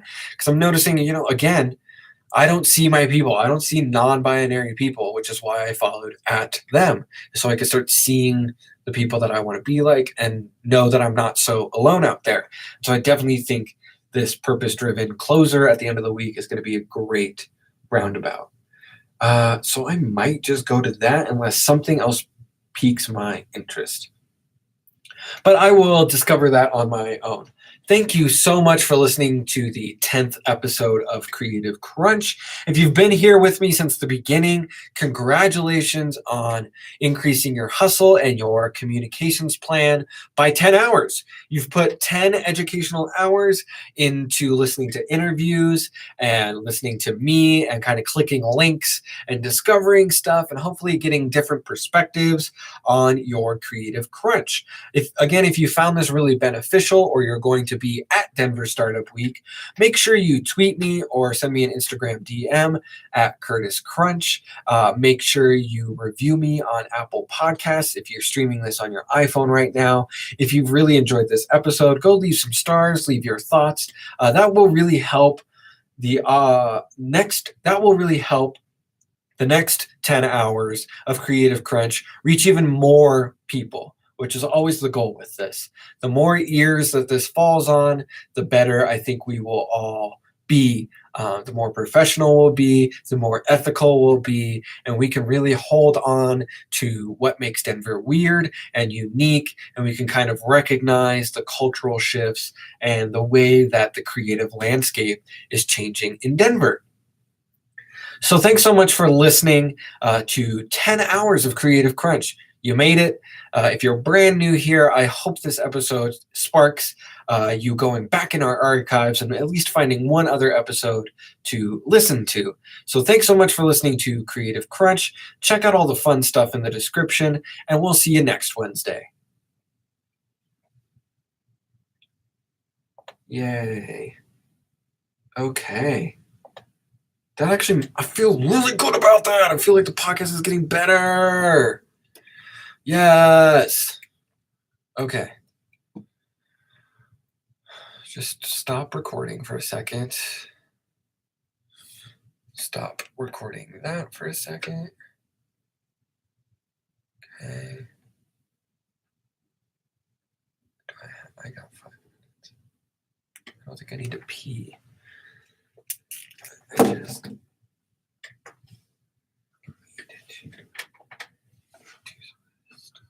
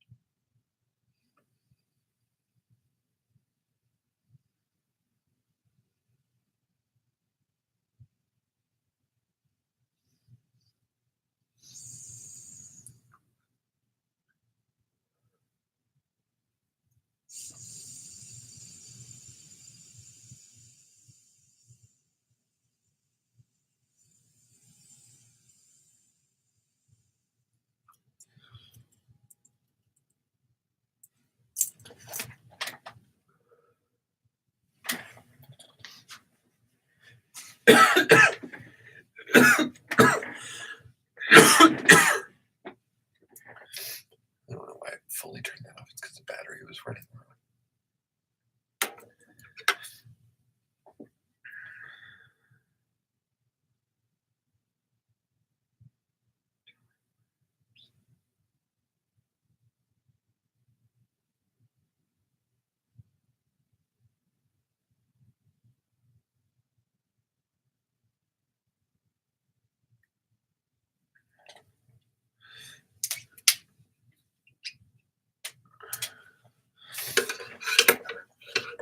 Some other angles here. Sure, this is pointed.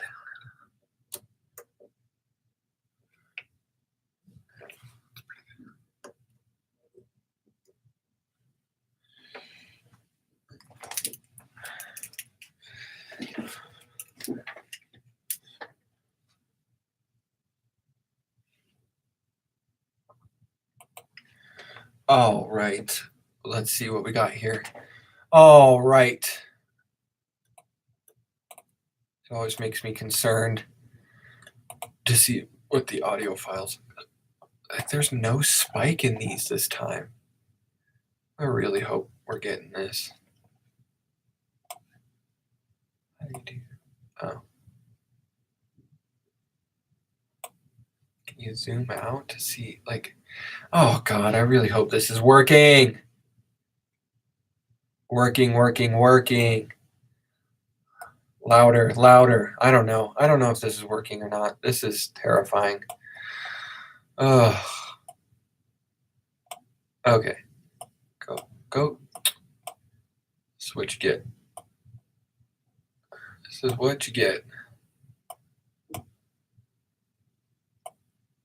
Okay. What the frickin' heck? Now I can't even see what I'm recording. You gotta be kidding me. I don't have time for this.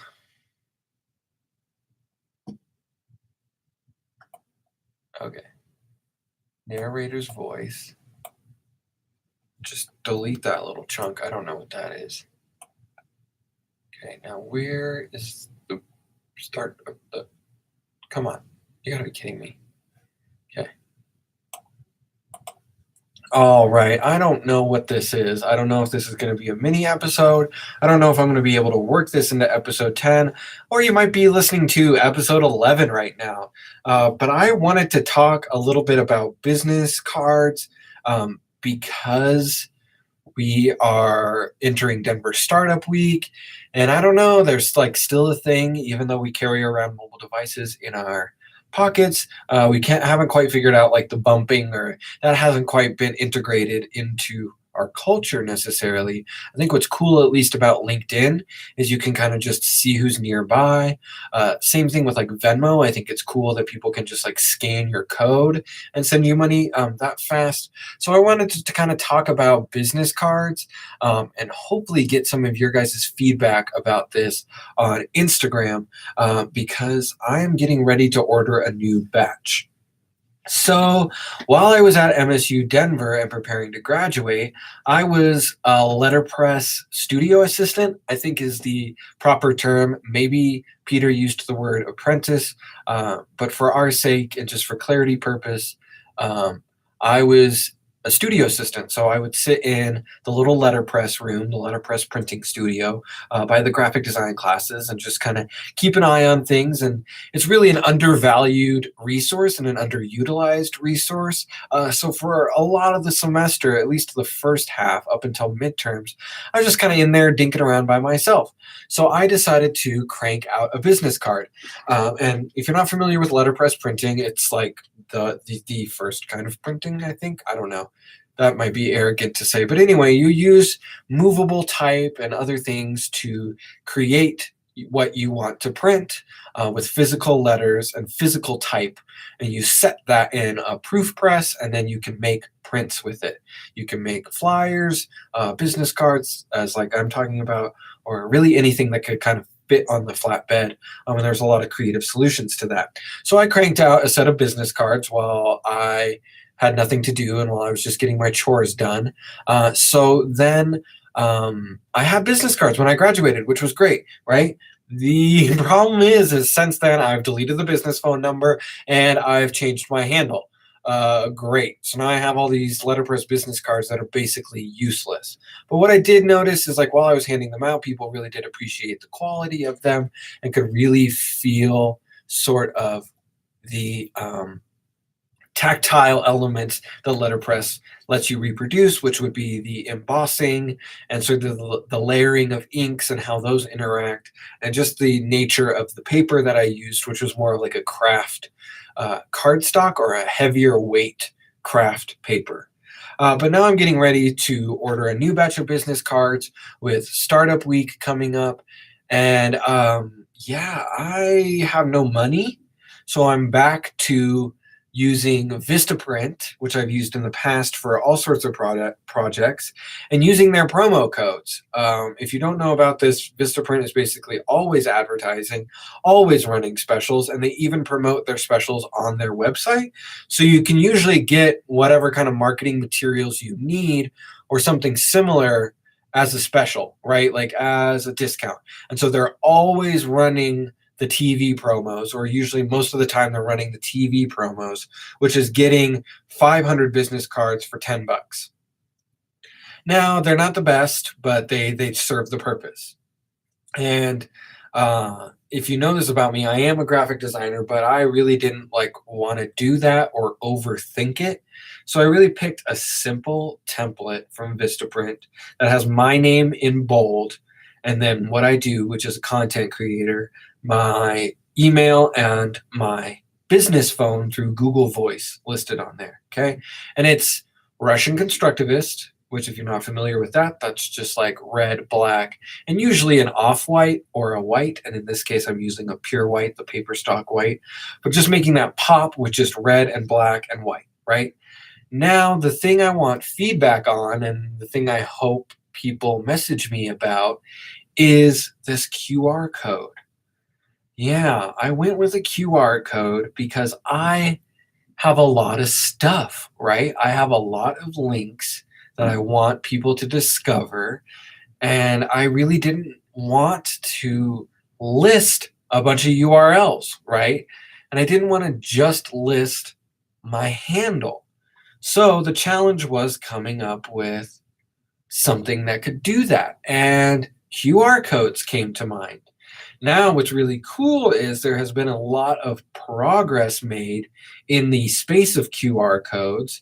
And there's this really cool website now called qr-code-generator.com. And you can sign up for a free account that actually gives you a little bit more customization and analytics options, right? So now I can see after I order these business cards how many scans I'm going to get from this. And it's an honest experiment. What's really cool now is you don't need a separate app to scan QR codes. At least on iOS, I know you can just use your camera and it'll scan the code. You just have to open your camera, place it over the code, and you'll get a little pop up that says, "Do you want to open this link?" And what I've done is used this website to actually create a little mock website link portal slash whatever you want to call it that will open when people scan my QR code. And it has a picture of me, and then it says, "Connect with Curtis, follow me, and get fresh content delivered to your favorite social media channels." Okay, then I've listed my portfolio, I've listed Creative Crunch, my LinkedIn, my Instagram, my YouTube, my Facebook, and my Twitter. Okay, so that's the idea there, is that you scan this code on the business card and you can connect to everything. And I've tested this out. When you scan it and you push Instagram, it opens the app directly. Same thing with Twitter, same thing with LinkedIn. When you click the Creative Crunch one, it'll take you right to the anchor page so you can listen and follow and subscribe wherever you listen to podcasts straight from there. And as a content creator, I feel like if I'm not showing my content, then the business card isn't serving its purpose, right?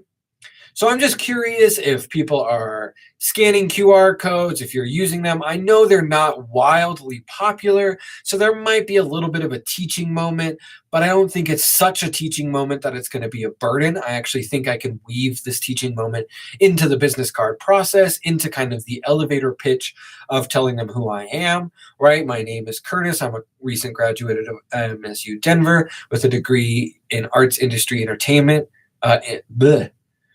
Gotta practice that, obviously. So I think I can work this teachable moment into my pitch, actually. I really think that I can weave it into the business card handing, right? Like when I'm talking to the person, I'm giving them my elevator pitch, right? I'm Curtis Tucker. I'm a recent graduate of MSU Denver, where I wrote my own degree in arts industry entertainment, and this is building off of an associate's in graphic design. If you'd like to see some of my content, all you have to do is whip out your camera on your smartphone and scan this code, and you can see everything that I've created. I'd really look forward to connecting with you and possibly working with you. Right? I think it's that simple. I'm just so concerned. This is like, oh, it is recording. Thank God.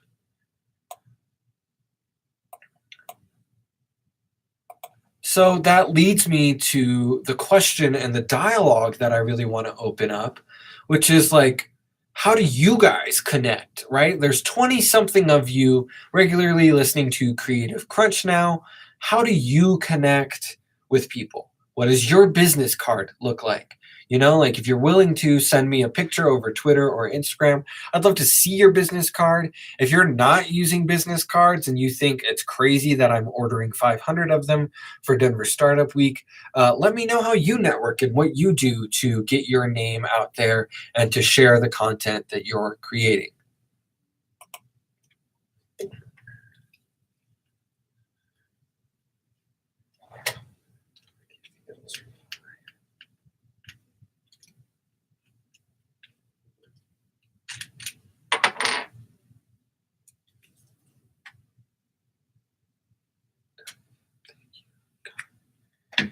Okay, where did all this end up?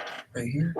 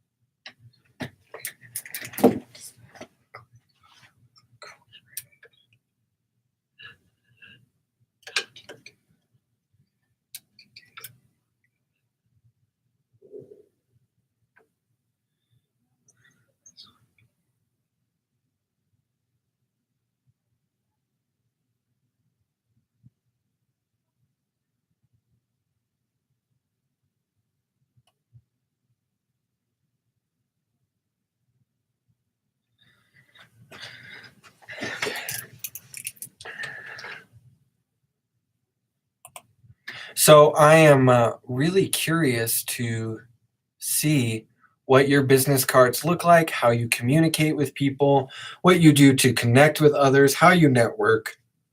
Do you open LinkedIn and find people nearby? Do you just give them your Instagram handle? What are you doing to communicate your value in that networking moment? For me, I really honestly do think I'm going to rock with these business cards. It is just 500 business cards for 10 bucks. I can't really complain about that.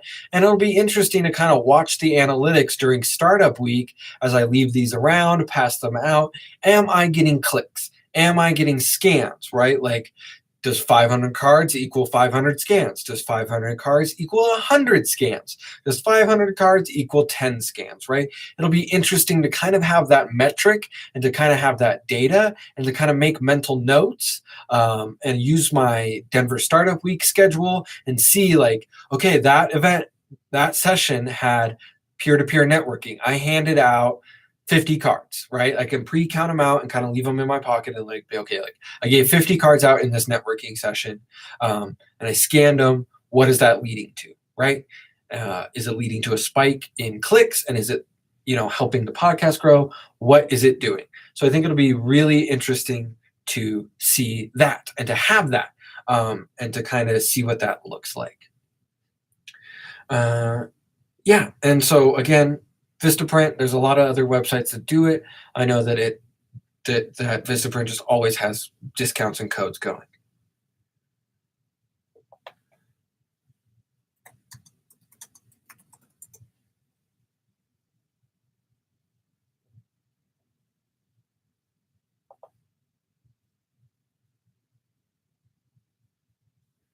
So again, I don't know if you're listening to episode 11, but okay. So we're going to just take a quick break so that you can send me your business cards. Do that during this little song intermission. Send me your business cards. Send me your thoughts. If you're listening on Anchor, you can actually send me an audio message up to 1 minute in length on your thoughts about business cards. But I'd love to know how you guys network. What do you do in that moment? If you're having a stimulating conversation with a stranger that you just met at an exhibition, at an event, at a networking thing, what do you do to capitalize on that? And how do you seal that deal, right? How do you turn that interesting conversation into a collaboration, into a client, into a sale, into the next coffee date, right? Like whatever your goal is, what tools are you using to lock that down? And I do think the business card helps that. I definitely think like features built into LinkedIn where you can find people nearby is extremely valuable. And I'm excited to kind of see the culture of Startup Week and to kind of be emotionally equipped for that, to take on a lot of energy and to take on a lot of extroverted kind of moments, right?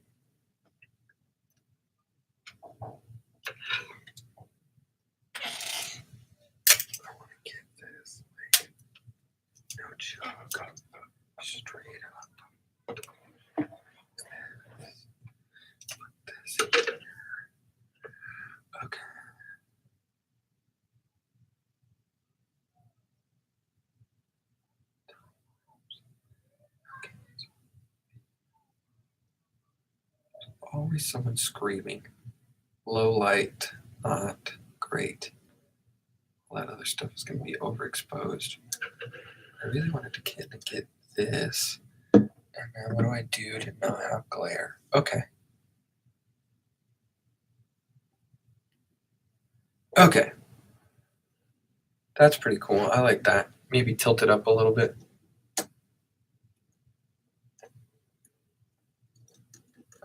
Can I do that? There we go. Right there.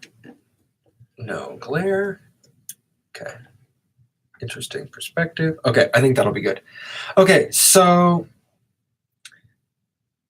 we're going to take a quick break from Creative Crunch here. And when we get back, we're going to talk about time for print, because I kind of had a war of words with someone over a Facebook group because I believe that what they were asking for actually does not fall under the envelope. What I believe that they were asking for does not actually fall under the umbrella of time for prints. And so we're going to get into that after this quick break.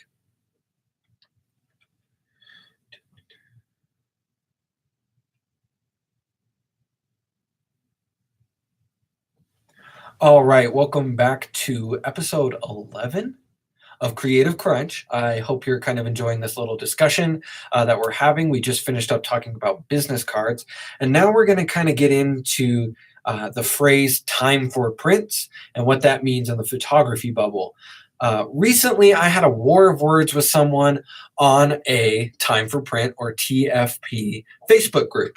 And primarily, what gets posted on this group is quote unquote models looking for photographers to work with, or the vice versa. Photographers looking for people who practice modeling to work with, is how I will phrase that.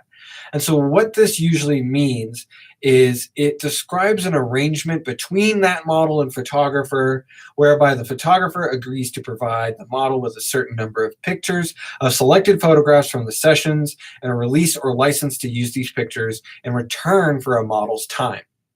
Now, that sentence alone, I don't think necessarily happens 100% on these groups. And it's interesting to see people's perspectives on that.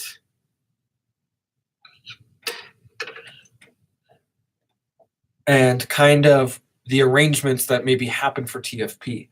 My experiences with it are usually through a group setting. I think that's the best way to go about it. I did do 1 or 2 individual shoots, and they're not as fun, they're not as creative, they're not as safe, and they're not as engaging, right? I really do think like meetup groups centered around TFP are the ideal way to go for anyone with a camera. If you're a hobbyist, if you're doing your own photography, if you want to get into documentation, it's just a great way to practice. Even if you don't see yourself building a career around types of photography that require models, it's just a great safe space to be creative with other people and to kind of experiment and to work on your communication skills. That has been what has been really beneficial for me from these groups. And I could really see a lot of people benefiting from that, right? Like just being with other photographers, with other creative people, and just racking up the shutter count on your camera, right? Now, my war of words with this person on Facebook and in this group was around the fact that they were asking for headshots.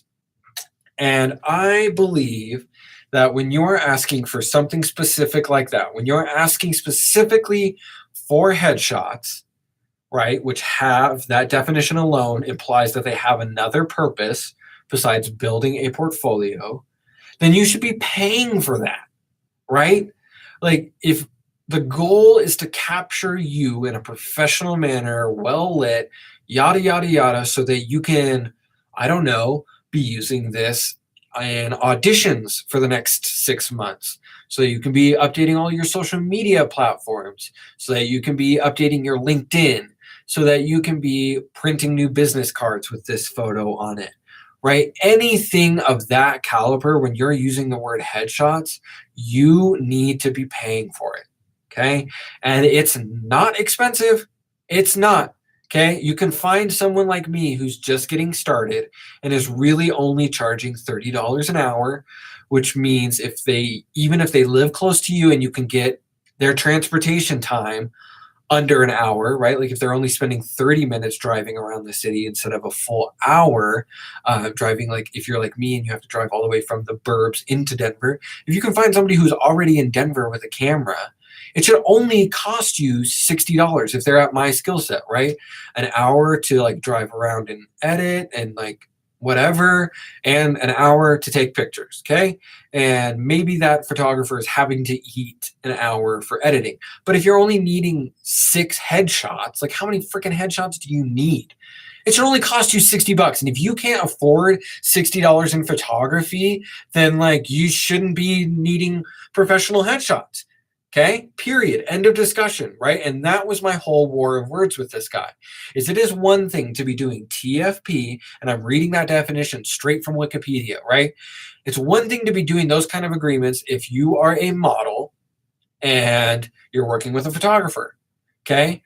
But the second it extends into anything else, I become skeptical.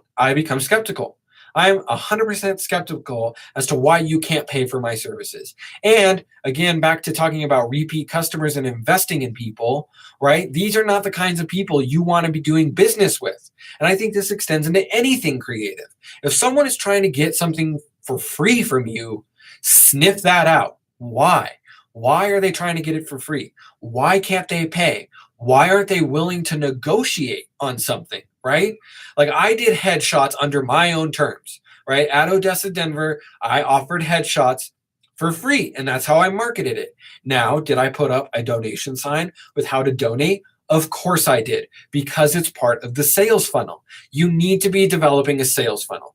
If you're doing this funnel, right, and at the top is free, the widest part of the funnel is your loss leader or what you're doing for free, then you need to figure out how to move these people down the funnel. And that's what I've been doing with TFP and things like that. And so you need to be skeptical as to why this person wants to stay at the top of the funnel. Why do they consistently want something for free? If you know and your gut says that they're going to use these photos to gain a profit themselves or to become more marketable themselves or to communicate more themselves, then you need to figure out why they're not willing to pay. If you know that this is improving their communication, why aren't they willing to reciprocate that value your direction?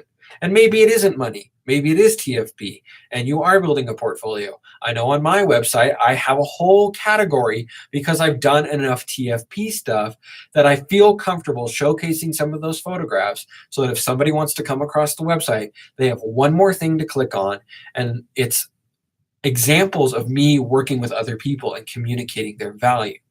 So yes, there are costs with photography. There are costs with everything creative. Are they ridiculous? No, they're not. $60 for a couple hours of someone's time is not a ridiculous thing. And if you can't see the value in that, then you're going to get crappy photos, right? Like you're just going to get bad photos. You're going to get 3 photos instead of 6 photos. You're going to get, not as much retouching done or whatever, like you're not going to get what you want from it. And then you're going to get caught in this cycle of looking and using and abusing photographers every couple of months to keep your portfolio fresh or to get new headshots or things like that. And so again, with TFP, the thing to glean is it needs to be part of your sales funnel as a photographer. If you're going to take free pictures of a model, how do you use that to then turn it into getting paid to take pictures of models, right? How do you get that turned into, I don't know, getting travel time comped, whatever it is? As a photographer and just more broadly as a creative individual who's a startup or a sole proprietor, how can you do something for free and then also get that turned into a paid gig, right?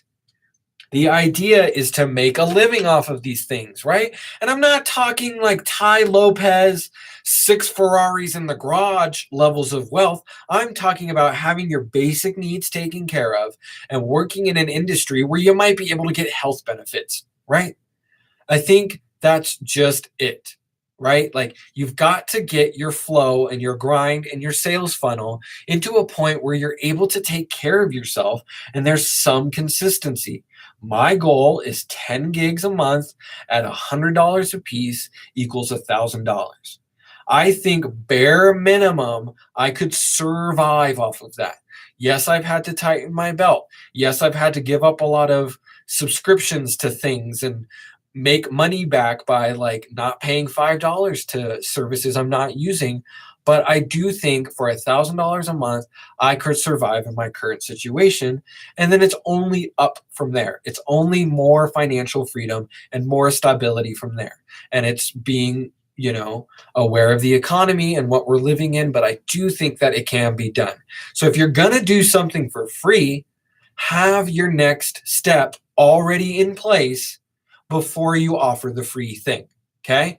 Like if you want to do free photos like me, right? Like if you want to go out and do free headshots, or you want to, excuse me, if you want to go out and do free headshots, or you want to go out and do free photography with models in a group, that's great. But what is the next step? How do you use that free thing to generate a lead, communicate your value, get more emails, get more Instagram followers? Whatever your goal is, you need to have that next step planned out before you offer it for free, right?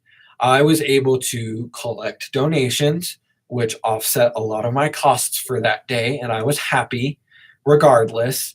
And I was able to actually have more clients come through and get more pictures taken and more faces in front of the camera, while still making an equivalent amount of what it would be like to book one client for that hour, right?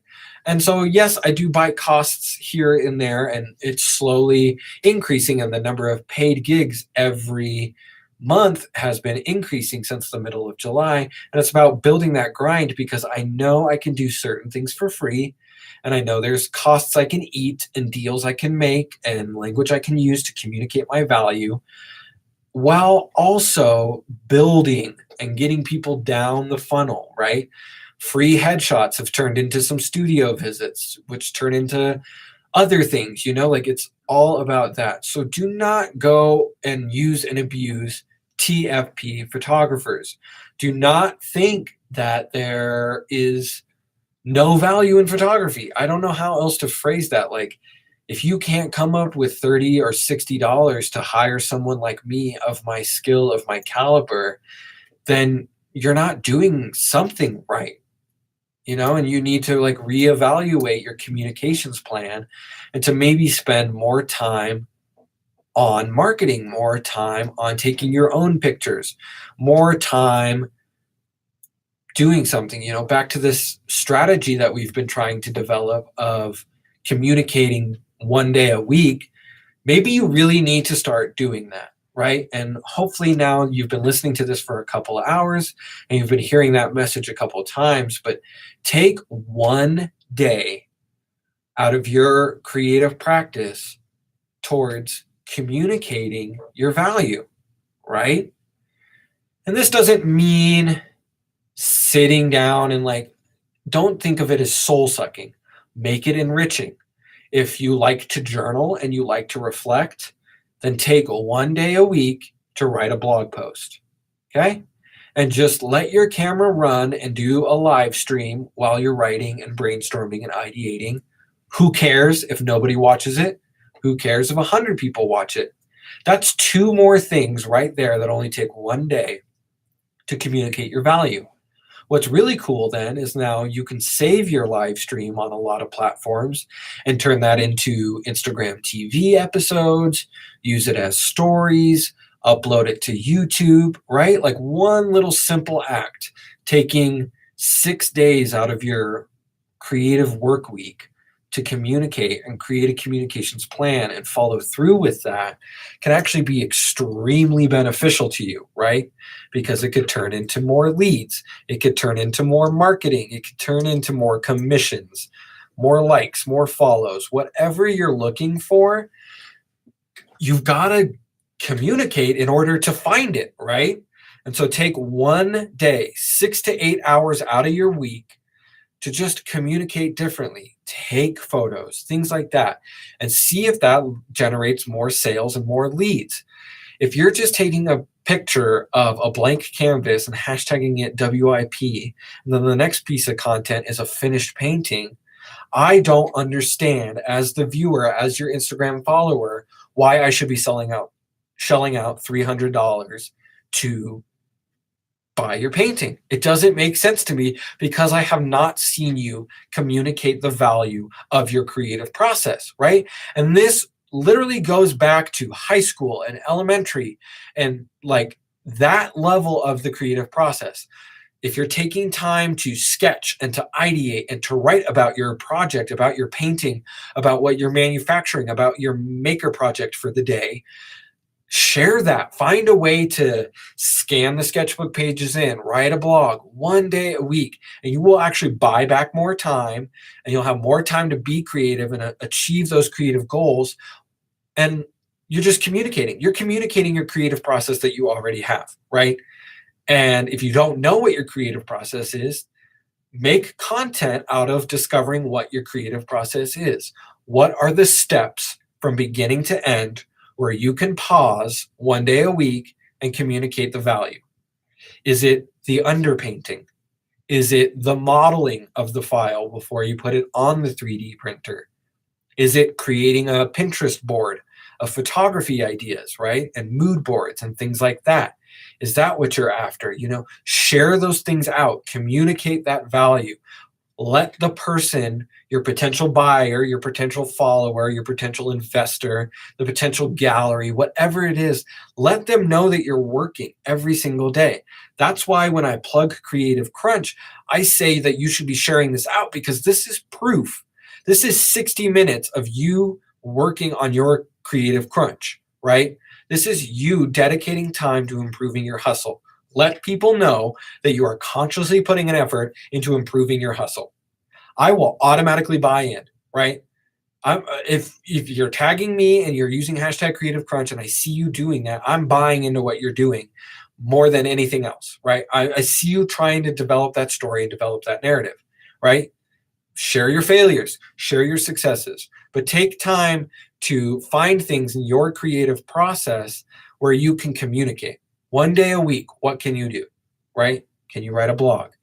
Can you take 7 photos, 7 good photos, plus a scheduler like later.com or Hootsuite or CoSchedule equals 1 week's worth of Instagram posts, right?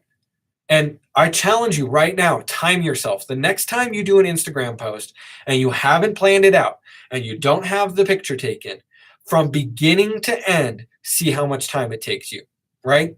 And I'm guessing it's anywhere from 30 minutes to an hour. And this includes, after you post, scrolling, right? Scrolling and giving some likes and watching some stories and hopefully leaving some meaningful comments. That time is all included, right? So how long is that taking you? Now, if you automate your content and you get that done one day a week and you already have your pictures taken, your messaging is going to be more consistent. You're going to write more engaging captions, and then you're buying back all of that time that you were losing during the week trying to come up with a post, right? I know that went off on a tangent, and I know we started talking about TFP, and then it just went into that thing that I do, but we're getting back to the roots here, right? We're getting back to some of these early episodes where it's just me without a guest, just ranting about things, because I want you guys to know that you are completely capable of this. If you're a creative person and you're listening to this and you're making things, you're cranking out drawings, you're taking pictures, whatever you're doing, you are 110% capable of communicating that value. And you should be communicating that value, right? Like, because your brain is completely apt for it. If you can take a blank canvas and make an oil painting, you can write a blog. You can take decent photos with your mobile phone, right? Like watching one YouTube video on composition or turning the grid on your camera phone, right? Like, and seeing the rule of thirds and using that rule of thirds and using those lines to like put your face or a piece of art on that grid point is phenomenal. And all you got to do is 7 photos. How hard is that? How many selfies are you guys taking, right? Like, I take 500 photos during an hour photo session. I really think that you're capable of taking 7 mobile device photos, using a scheduler, and buying back some of your time, right? You're creative. All the people that are listening to this are creative. The word Creative Crunch is in this. If you're attracted to that word and you're listening to this, you are capable of communicating your value. Start a podcast, get an Anchor account, talk into your phone for 30 minutes a week, right? Just one day with your morning coffee for 30 minutes, talking to your phone about your creative process, and call it a podcast. And just release it. and get it out there, right? And put it out there. Record yourself and use the audio as a podcast and then share the video out, right? It's really simple acts. It's documentation, right? It's not an art project, okay? All you're doing is pressing record, and I think everyone is capable of doing that. And that's why I'm hard on you guys, and that's why I'm hard on myself, right? About producing Creative Crunch content and now being really, really, really, really consistent and sticking to the podcast schedule and actively seeking new photography clients and going to Denver Startup Week and talking to you guys about these things, right? Because this is me communicating my value. I am so fortunate that I'm alive in 2018 where I can at least give it a go and try to make something with my gift of gab, right? My mom says ever since I was 2, and we recently discovered video evidence of this, ever since I was 2, I've just been talking. And if you know me and you're an acquaintance or you're a friend or you've been around me, you know that I just do this. And it's really hard to get me to shut up sometimes, especially if I'm engaged in the conversation or we're talking about something interesting or I'm allowed to steer the conversation, right? I like to go. I like to talk. For me, it's not hard to sit here for a couple hours a week and to communicate my value, right? It's not difficult. It's a very small act. And really right now, like my hands are up in the air and I'm not doing anything. All I had to do was push some buttons and it's recording. Anchor has really cool editing tools now. Like I was saying, in past episodes, you can plug a little shotgun microphone that you can get at Best Buy and other big box retailers. You can plug that right into your phone and get crystal clear audio quality. I'm sure there's plenty of others. There's no reason not to be blogging. You're creative, you're intelligent, you're capable of like literally nothing. Like how many times do you start your day with nothing?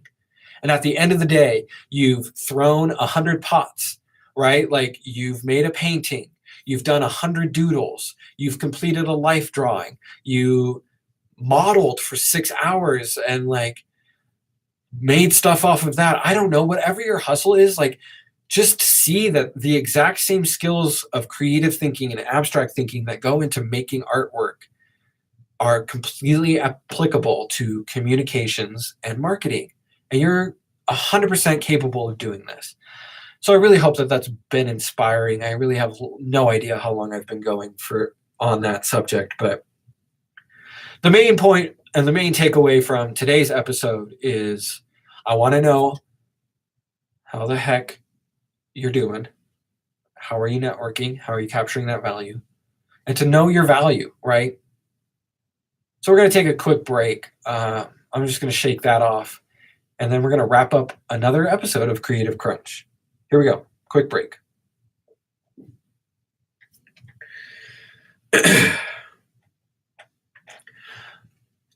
All right. Welcome back to Creative Crunch. Thank you for indulging me on episode 11 here, just kind of going completely off script, no script at all. I have no idea where any of that came from. 100% passion in this episode. So I just want to summarize what we talked about. So early on in the episode, we talked about business cards. I'm getting ready to order a new batch because of Denver Startup Week. All right, so early in the episode, we talked about business cards because of Denver Startup Week and really wanting to network there. And then also I've noticed a couple photographers from the photography group have business cards to hand out to people who they take pictures of. So I'm just curious on your thoughts on like how you capture that value during that networking moment and how you move people down that little networking funnel from having a great stimulating conversation into whatever is next, whether it be coffee or working together or whatever it is. What do you do and what tools do you use to kind of capitalize on that moment and get an acquaintance into a client? Very interested in that. Please send me pictures of your business cards if you want to on Instagram at Curtis Crunch, or just tweet me your ideas on networking and how you network also at Curtis Crunch on Twitter.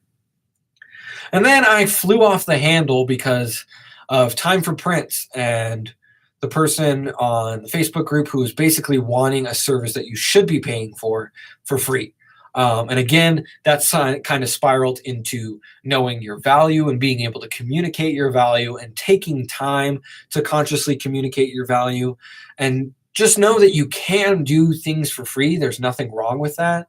The issue becomes when you get stuck in doing things for free. So don't get stuck doing things for free, because then people are going to know you as the free person.